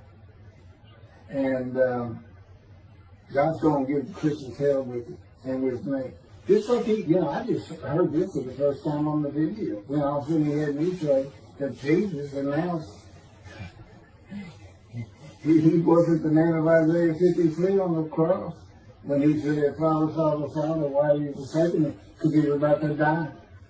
And Isaiah 53, who he thought he was, and he's not, he didn't fit the verses, but he thought he was supposed to be exposed to death, but given long life. So boldly he goes into the Roman Jerusalem and gets himself taken up. He's not worthy. Delusional, maybe. But as far as I'm concerned, he's nothing but a story. He never existed. And the story starts with the ascending of the Red Sea Scrolls and the teacher of righteousness. Real quick, I'll go over that. Here's the thing. Their founder is called the teacher of righteousness. Okay? They were great followers of Isaiah. They had the great scroll of Isaiah. They're prolific writers and copyists. They had their own gate at Jerusalem. The Ascends Gate. Now, the New Testament never mentions them. You got Pharisees, Sadducees, Ascends, but they never mention an Ascend. And Jesus, quite frankly, would have been one of them. Because they embody who he is. They didn't like riches, hated sin. They didn't like material things. They removed themselves from Jerusalem, in the most part, to those caves by the Dead Sea for that very reason. But they did have a gate. They still had people who would be there. And you know what they would do at the gates? Tell stories. That's what you do. You tell stories. And it is a great story. Here's this guy. He's connected with God. Back then they believed men were gods. Caesar was his god. Over in Egypt you had the same thing going on. It's common thought that men could be gods. And this story just springs up. And they didn't even question. They'd have gone and questioned him. I mean, they're just sitting right front and center in Jerusalem. You think they didn't hear? This man walking on water, raising the dead, feeding 5,000 with 2 fish and 5 loaves, turning water to wine. That alone, Rome would have said, Caesar would have said, he does what? He turns water to wine. Bring him to me. He's going to take the hair on his head. You don't kill the man who turns water to wine. You send him out with your arms. Make your men in half. It's, there's so many ridiculous aspects to it. Most particularly, God performed a human sacrifice for the sinning Gentiles. He's left the sinning Jews for the sinning Gentiles. But he gives them an out, these Gentiles, not his. He gives them an out. I'm going to kill my son for you, so that you'll be forgiven of violating my commandments and laws. If anybody knows God, and the Jews do, and I know him like nobody's business, that's not him. That's not him. I mean, he told the Jews, I'm never going to leave you, but I will punish you. Now that's it. That's him. And he'll put you through hell just to make you a better person, a better people. And he has no plans to change it, man. He's not going to change the minds and the thinking of billions of people to make them love the Jew. He's just not going to do it. And the practicality is he didn't create man for him to even be able to do that. Now, he could have created humanity where he could do that. He could change the mind of everybody at the same time. I'll tell you on this, he's been working on my mind for 13 years. It is one brutal compromise. It's a very one-on-one affair. Now, he says, now, I could just kill everybody. Now, that's easy enough. That's easy. I could just kill everyone, but He said, that's not, it's all about this. You got to know how to read the Bible. It's written for antiquity first, and the Dark Ages, and then the Age of Enlightenment. I mean, basically he's saying you've got to go back over it. You've got to check these guys. You've got to check Rambam and his speech. God's going to make the world speak Hebrew. Or, they will be the pure. So you've got to check some of this stuff. And I read Rashi's, I went through his Isaiah 53 main branch, and all I can say is very unimpressed. I see what he has to say in Malachi. He didn't pick up on any of this. He didn't know what the angel of the Lord is, the angel of the covenant that you desire. He doesn't know how Moses goes by a burning bush is not consumed. The angel of the Lord is in there, and God speaks. I do. To me, it's just like, it's just some basic concepts, and all of a sudden, and quite frankly, it'll open up the scripture to the Jews. They can put the Talmud aside for a little while. God will say this. God says, if you can study it, study it. There's all kinds of great things in it. Just be real careful about what you teach in it. And it's useful for heaven. If you like to talk about Talmud as a scholar with other Jews, who may very well be in scroll of remembrance with you, you can meet up with them. Just see them in the meeting places, have them over to your room. Y'all can watch the new earth being created and the new peoples of God chosen, and watch the evolution of the chosen people. And humanity, the same as this one. God says, why would I change? Why would I change? When I did it, it was perfect. And you can tell me some of that. The evolution that he's talking about, where all of a sudden the world son of the Jews been going on for over 3,000 years, and today anti-Semitism is up, and David is here. It's not going to happen. Thank you very much. I will be doing, is that 5 and 6?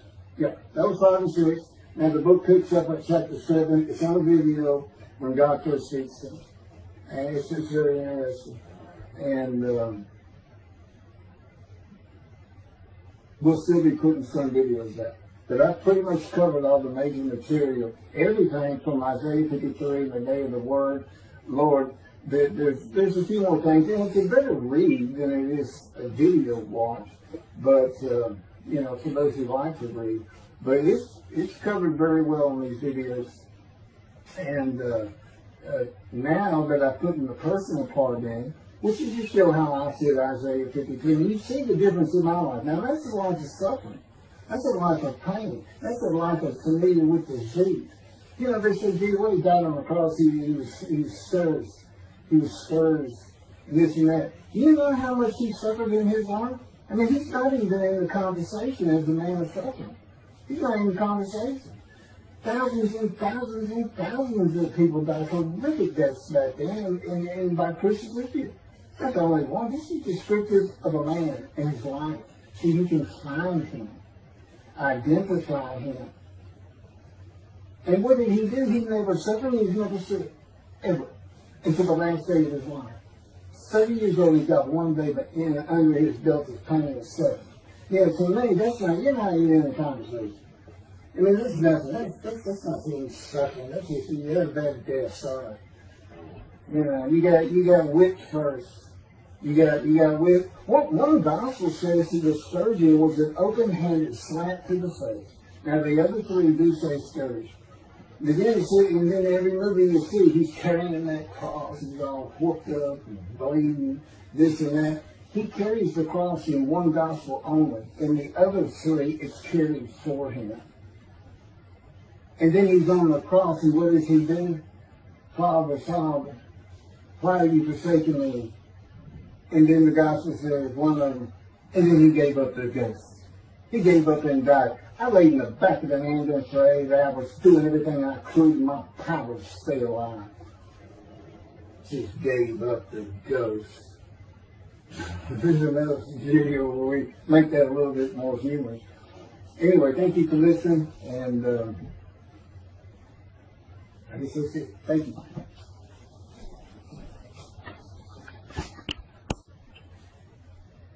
This is a video that leads into a brand new very distinct, not heard from before, commentary on Isaiah 53, which begins actually in Isaiah 52. It's comprised of 7 videos I put together in the last month or so.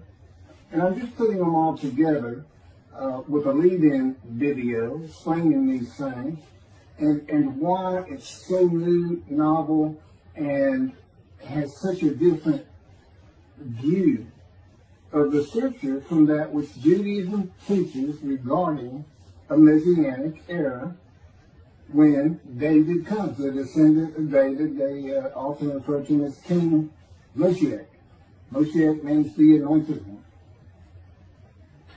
And you'll get the idea from the title of this video real quick. God speaks to an atheist.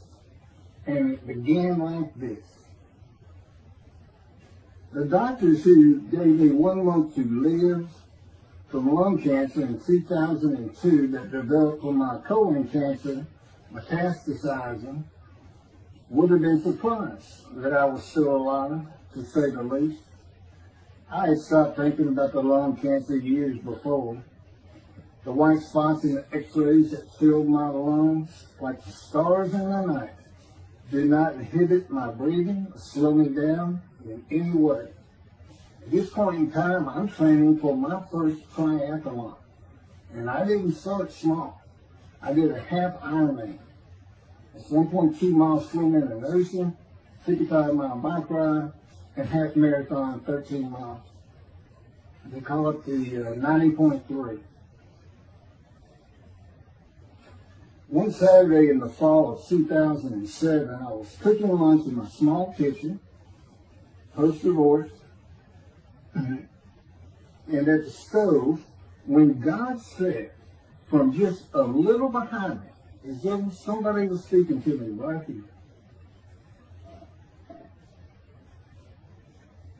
and above my right shoulder, which is this figure, wash your hands. I turned around to the sink, washed my hands, and turned back to the stove. Now understand, I've been an atheist for 50 years. I mean, I completely denied the existence of God. And then from right here, a small, quiet voice, like an account they had with Elijah at the cave, said, wash your hands. And I simply turned around, washed my hands, and went back to the stove. I didn't say a word, and I didn't even keep thinking about it. I just did it. That was it. It was as though he had always been there. Just as to Adam. That's what I liken it to. And he dictated this to me. This is from my book, the book of my life that God dictated to me. It's called The Righteous Servant of God of Isaiah 53. No, the life of God's righteous servant from Isaiah 53. And he put it together. And he did it because he actually came to me, as Jeremiah would say, in the womb, but in my first year of life. And like Ezekiel, lit and entered me. So that part of chapter 11 of Isaiah happened well over 62 years ago.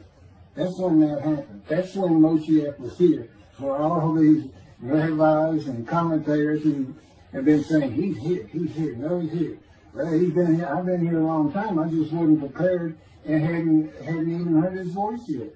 But what he did, you know, with Jeremiah, he made sure he was a priestly, godly man and guided his life. With me, it was to make sure I fit every single verse of Isaiah 53 as only I can explain it, what it's for, what it all means,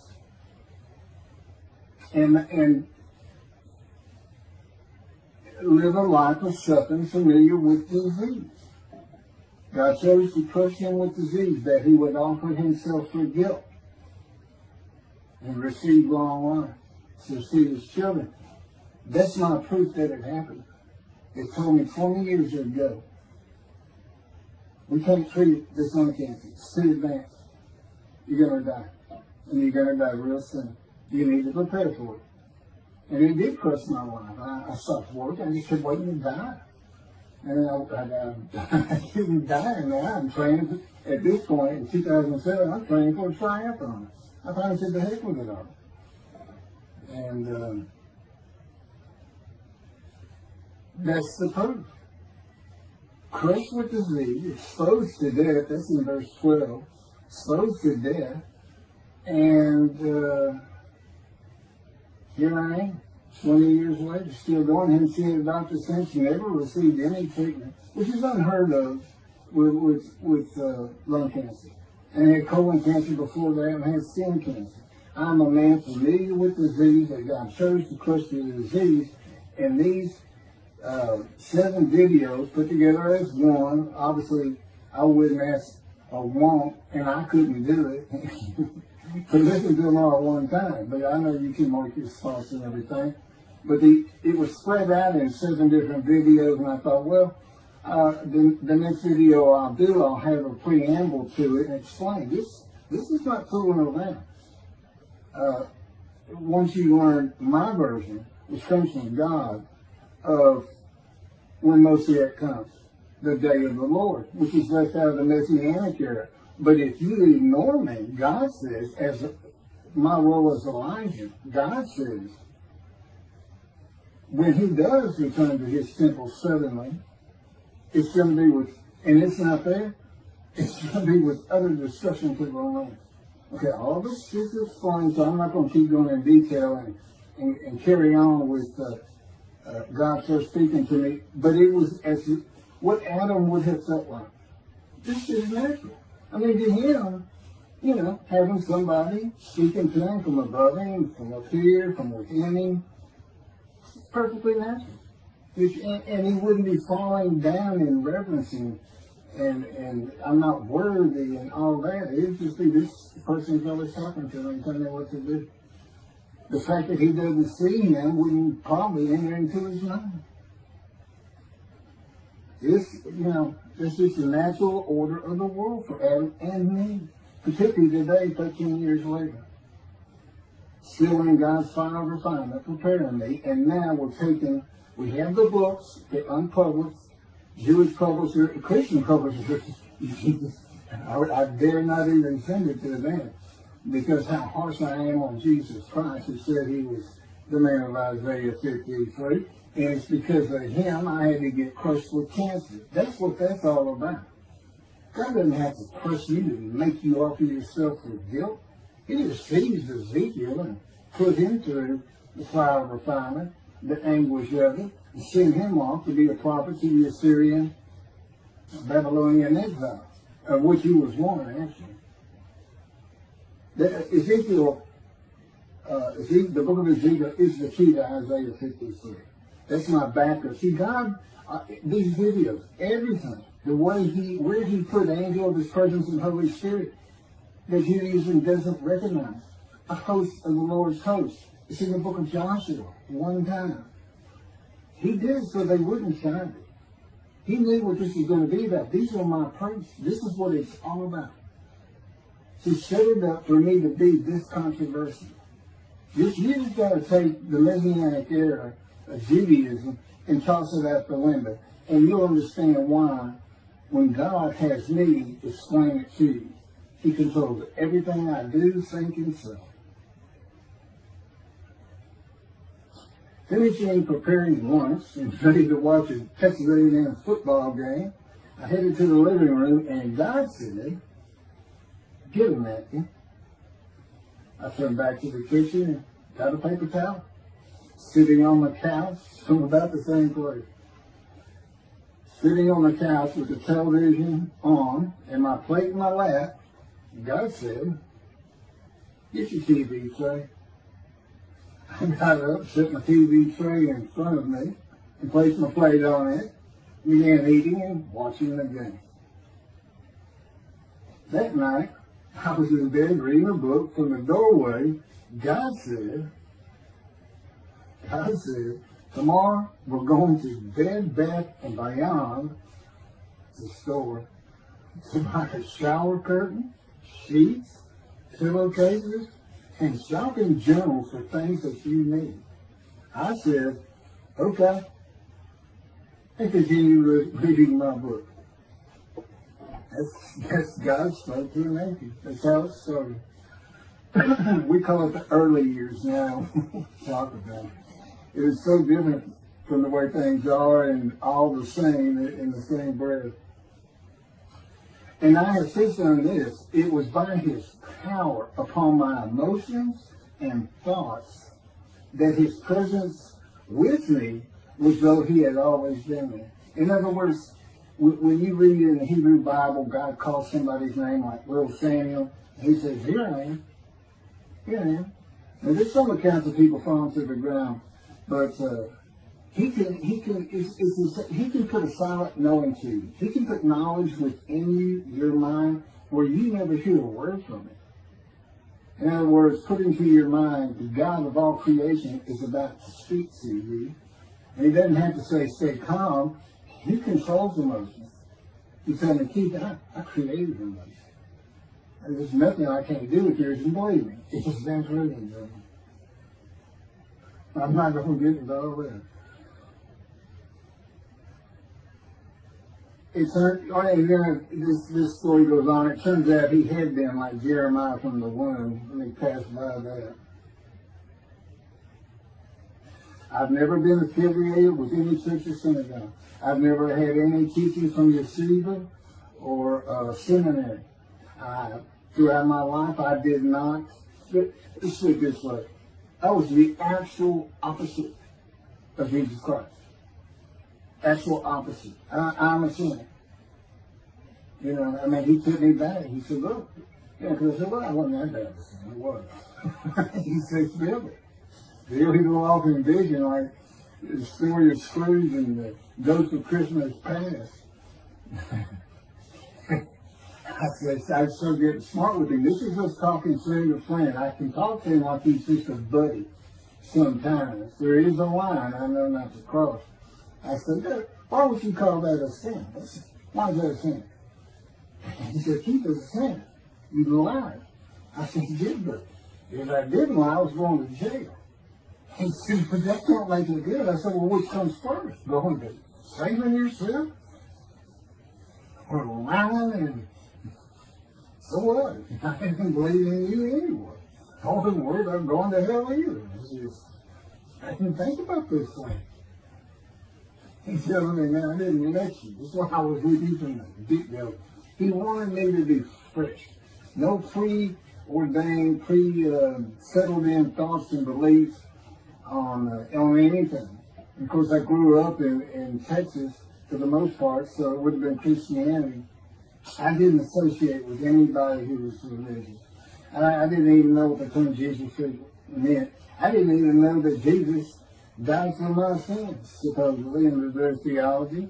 And I didn't know that there was a problem between Judaism and Christianity. Jews and Christians. I didn't know that. I had plenty of Jewish friends. You know, I was in the late 60s, 70s. My formative going into my teen years, and you know, he treated everybody as an equal. I never thought about it, including African Americans, who in my day we just said blacks. I guess it doesn't go anymore. But they're great friends of all kinds. My best friend, I didn't even know he was Jewish until I saw him on Facebook 40 years later. So anyway, let me jump ahead. Okay, this is how God communicates with mankind. This is what the prophets are all about. It's not just Ezekiel, a spirit lit and entered into me. At that moment, God was speaking. And then he says, at that moment, a spirit entered into me, and then I could hear God's words. So he's saying, and that means God is in his spirit. And it's just imagine the presence of God is his mind, and it is composed of elements of the unseen realm that we can't understand, and spirit he created, and the angel of the Spirit, the Holy Spirit, he created. But that's completely different elements. His presence is different from God's presence. But they're like big clouds. And they can float together and be as one cloud. Okay, that cloud is what descends upon you. They are within me and without me. If you, this audience, was in a room with me, they would envelop you all around you. You'd be in the presence of God. The difference with me in that room is that that cloud engulfs me, flows through, it's within and without me, as though there's no break because of my physical structures. My little spirit is a little cloud that also drifted in. That's what it is. And it happened with all the prophets. If they spoke God's words, he was talking to them. He was telling them, write this down. Write this down. All these 20 books or so, the books of the prophets. Ezekiel, write this down. Let's pick this up. Jeremiah, write this down. See, the time is coming.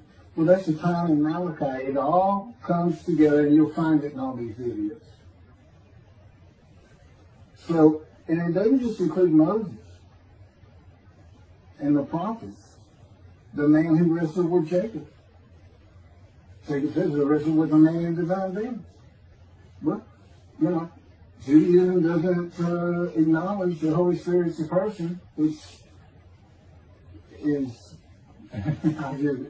beyond belief, because there's so many references that this is clearly a person, the angel of his presence. But it's just God going to a man saying, hey, wake up, I'm the God of this land. See this man over here asleep? His name's Jacob. Got his head on a rock. Go jump on him and start wrestling. Don't worry about it. I'm going to orchestrate the whole thing. You'll be fine. And the guy would have said, yeah, I am. Let's go. That's how he does. And Judaism says the man in the divine being is an angel. No, you know. That'd be like saying, I'm an angel. And you wouldn't want to say that. Well, you wouldn't want to say it to me before he came to me, because I didn't let me mad. I had a hell of a temper, just like Moses did, and like Ezekiel did. And God knows how to knock it out of me, to where you smile and laugh a lot. Because I never used to. Now, well, you got to read the book, and you'll get it. You'll get it. And I'm just... You know, just like a lot of people, I've been through too much, hurt too much, suffered too much to have any thought that there's anybody upstairs, you know, who cares about me. It's just don't even mention his name around me. You got a fight, or I'm waiting for you, and you'll never see me. Don't do that. Because it just makes me... All that's gone over. Lots of stories on that. Oh, and the spirit suit, he's got his own personality. He's angelic. He has a very childlike voice. And it's just nothing but a ball of humor. He can have me say he's the greatest comedian of all times of the universe. And he's just a joy to talk to him. And he has the smarts of God. But I had instant communication with him. I had instant communication with God. It's like there's three persons in my mind. This one cloud, it's three clouds. It's two spirits and the elements of God's mind. And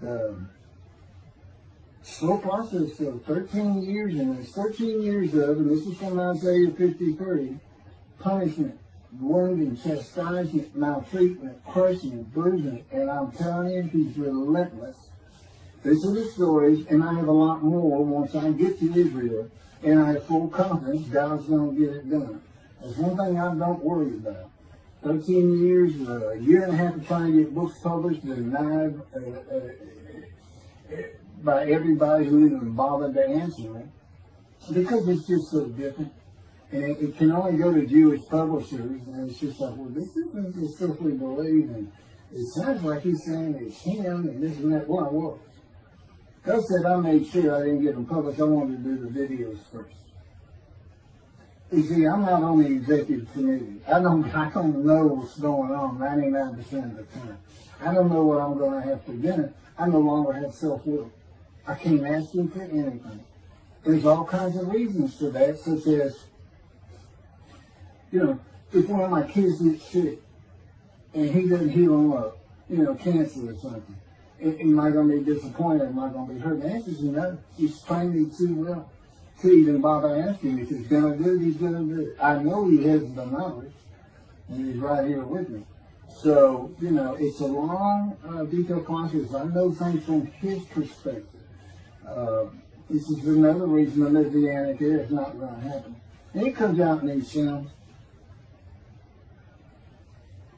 But the Holy Spirit, the angel of his presence, we're friends. God says, I can't be friends with human beings. I said, well, we're friendly with each other. He said, yes, that's right. I said, God Googled this, and technically you are my friend.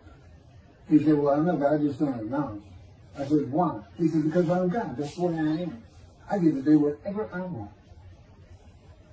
And he's just messing with me. It's just like having a friend.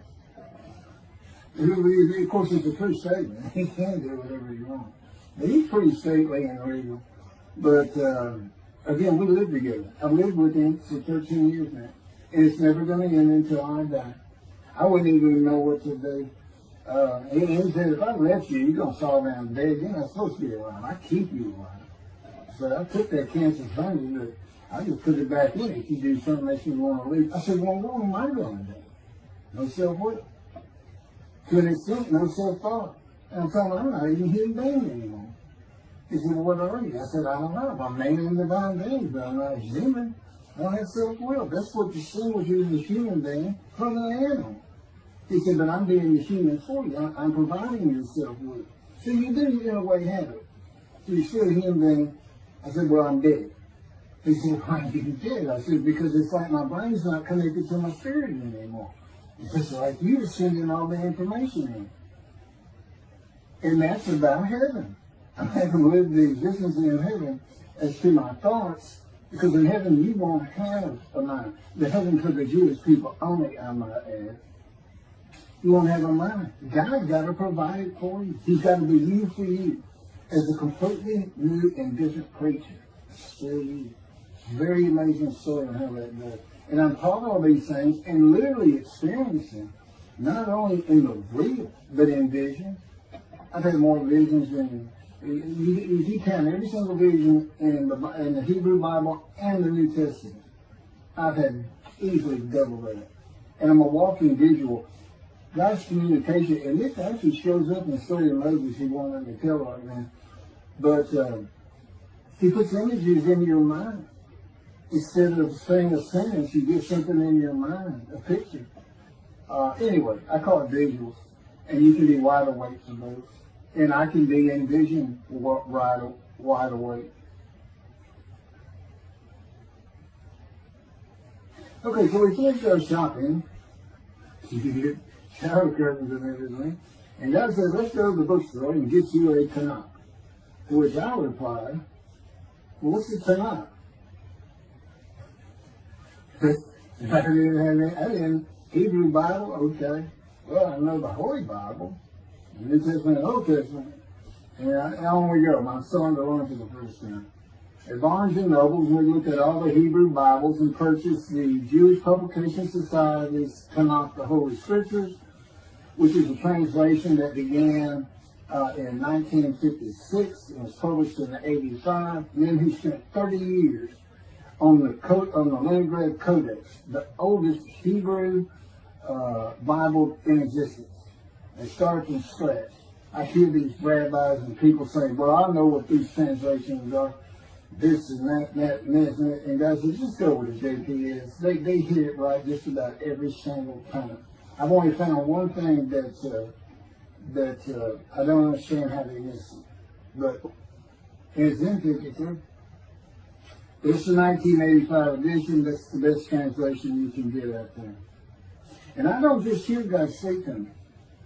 His presence is heavy. And I'm also, it says he pinned Ezekiel's arms behind his back with his cords of power. And by his cords of power, Ezekiel could not leave his house. That's in Isaiah 53. He took him from the land of the living. Took him from society. The man of Isaiah 53 lives, so he's taken from society, but that doesn't, from the land of the living, that doesn't mean he died. And there's no crucifixion in 53. So You start to see how Ezekiel is so important in this, and that's where you find out about the covenants of friendship that come with God in the day of the Lord when Moshiach comes. Again, you don't hear anything about it in this Messianic era. I'll tell you this. I think the Jewish people are going to like this better. I think throwing out all that rubbish Judaism's been teaching from back in antiquity, that's where they're stuck, and see what's really going to happen with God coming back, a man in divine being, with the capabilities of Moses, Elijah, the descendant of David. All their attributes, okay, are in me. I can be each and every one of them, and I can be all four of them at one time. And God can speak to me. So, it's going to be fun, and he wants a simple rebuilt. That's the purpose of Isaiah 53. It says, a purpose which not possible of God. But it then tells what the purpose is. Well, we find it in Malachi 3. I sent my messenger before me to clear the way for me, and I should return to my temple suddenly. But the covenant that comes with David says, I'm going to place my sanctuary amongst you. He already knows it's not going to be there. And then we have Elijah in Malachi 3. Well, he's got a purpose that might prosper. And if it doesn't, God comes with utter destruction to the land. And again, you don't hear it with the Messianic era. Utter destruction to the land. To 7 million Israeli Jews. How can you not read that and go, that sounds an awful lot like, I'm going to raise up armies against you. How can you just ignore that? Well, anyway, we're going to see stuff. And the purpose that might prosper, I never believed that. I think they just puts the man of the righteous servant of God of 53. I think that puts him with, he's got the same purpose as Elijah. Elijah's supposed to bring the families back together through the laws and teachings God gave Moses, or being mindful of them. That's the new covenant. It's an amendment. It's an amendment that also has a new inclusion of sin forgiveness. Over the last 63 years, God's presence has resided in Texas, Louisiana, Florida, and Hawaii. And he is more than ready to return to his land, Israel. Because wherever I am is where his presence is, and those are all the different states I've lived in over this time period. Wherever I go. As a matter of fact, if you see me in Israel down at the old city or down at Tel Aviv, you can turn to your friend and say, hey, I know where God is. I said, really? I thought he left. Some people say he died. I said, no, you see that guy over there? He's all around that guy. And some say inside too. That's what it's going to be like. God said, look at Israel, we're never leaving again. I said, I want to see Great Britain. He said, it's like, did you just ask for something? I was like, oh. Yeah, that's good. I hope I fry if I hit the border and cross over. I'm going to just burn up. Crush in a combustible flame. But anyway, that's where he wants to be. And I'm sure he's going to get there. This purpose that might prosper, again, I think it just shows the purpose of the righteous servant and the purpose of Elijah. Because he knew I was going to be teaching. There's only, in the day of the Lord, as you would imagine, he wants to have all the prophecies fulfilled, be done with the prophecies. And there's only a handful, 4 men to come that we've never seen. The descendant of David, prophet like Moses, Elijah, and of course the righteous servant. We only had one description. Even the sages knew you got to have a description of the descendant of David. It's Isaiah 53. They called him in the Babylonian Talmud the leper scholar. You see me referencing it on just about every video. In other words, I'm saying, look, it's not Jesus, it's not the people of Israel that's taught today. It's this guy from the Talmud that just hadn't come yet. You just didn't know, didn't have a name that fit the description. Well, you do now. And two covenants. The friendship covenant, which is actually in two parts, Ezekiel 34 and Ezekiel 37. One part of which is, I'm going to put my sanctuary amongst my people. And the other part, interesting enough, has to do with the land blooming again, which is Jeremiah 31. See, a time is coming, the land will bloom again. See, a time is coming, the cities after desolation of many years, 2,000 plus actually, will be restored and Jerusalem rebuilt. And the Jews shall never be defeated again. Okay, now we just talked about other destruction, likened to armies being raised. But here it is in this friendship covenant, in this, Jerusalem being rebuilt. If that's done, then you'll never be defeated again. So, you look at it and go, well, there's kind of a problem between those two. And what I think it means is he's going to get the temple built now that Jerusalem's been rebuilt and he's come. That this might prosper, because it kind of gets it. So what is the purpose of God might prosper? Who thought you could do everything? And he said, well, in large part, my people got to listen to you. They got, especially the rabbis, they never listen to my prophets. They're all full of themselves. And they know everything. Well, he starts getting angry. And see, that's not good for me. Because all of a sudden he wants to make me better, which means suffering. You got to keep them away from those ladies. I feel the spirits. They run funny. Get the funny guy around here. We talk friend to friend too. Well, anyway, I'm going to let you. There's a lot more, but this story's in my book. Hopefully, after spending time and understanding who I am, and this is here. It's happening. I don't care what the rabbis think or say. Look, I'm a prophet of God. I'm a man in divine things. If I say something contrary to what they think and say and believe, they're wrong. Automatically. It's a given. Because God is telling me all these things. It's his book. They're wrong automatically. And he is livid that I'm having this problem with Isaiah 53 being the people Israel. Well, it's in the videos, but you got to see the arguments they really put back before that, for Isaiah 53:10 and other verses. Rabbi Tobiah Sandra out of his Judaism, he went Christian. The Christians went to the laws of Leviticus, animal sacrificial laws, and said Jesus is the unblemished lamb. That's why, and they're using, Leviticus where you could offer a lamb and for unintentional sins, but nevertheless, they turned it into, he was a human sacrifice, which he says himself. He says, God no longer wants bulls and goats for sin. He prepares my body for sacrifice.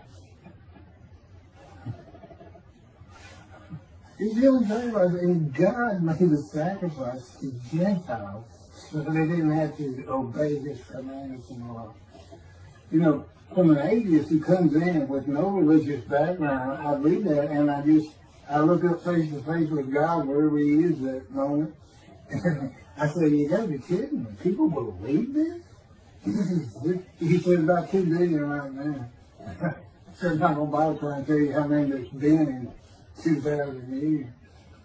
God made a human sacrifice for me so I can go to heaven and I can go kill somebody if I want to. I can go beat my wife and my kids. I said Jesus again. God was teaching me the New Testament, and this guy at one of these mega churches comes to me and says, if you do, he said, Jesus Christ, you're not just forgiven of all sins that you have committed. You're forgiven of every sin you're going to do in the future. I said, really? He said, yes, really. He said, Jesus knows you're going to do it, and he already forgave you. I said, what? Okay. So, if you're a Christian, you can just sin all the time, because he knew you were going to do it. I hadn't actually heard that taught, but that's it. Okay. This year in Jerusalem. Enjoy the books. Don't try to look at the video. Don't try to watch them all at one time. But what I did is I put them together for you in the order they should be. And I just thought it'd be easier. And we're kind of coming to the end of our videotaping for a little while, it seems like. Again, I'm not on the executive committee with God and His Spirit. I never really know what we're going to do next. And the books are at keithmccarty.wordpress.com. You can find that on my YouTube channel.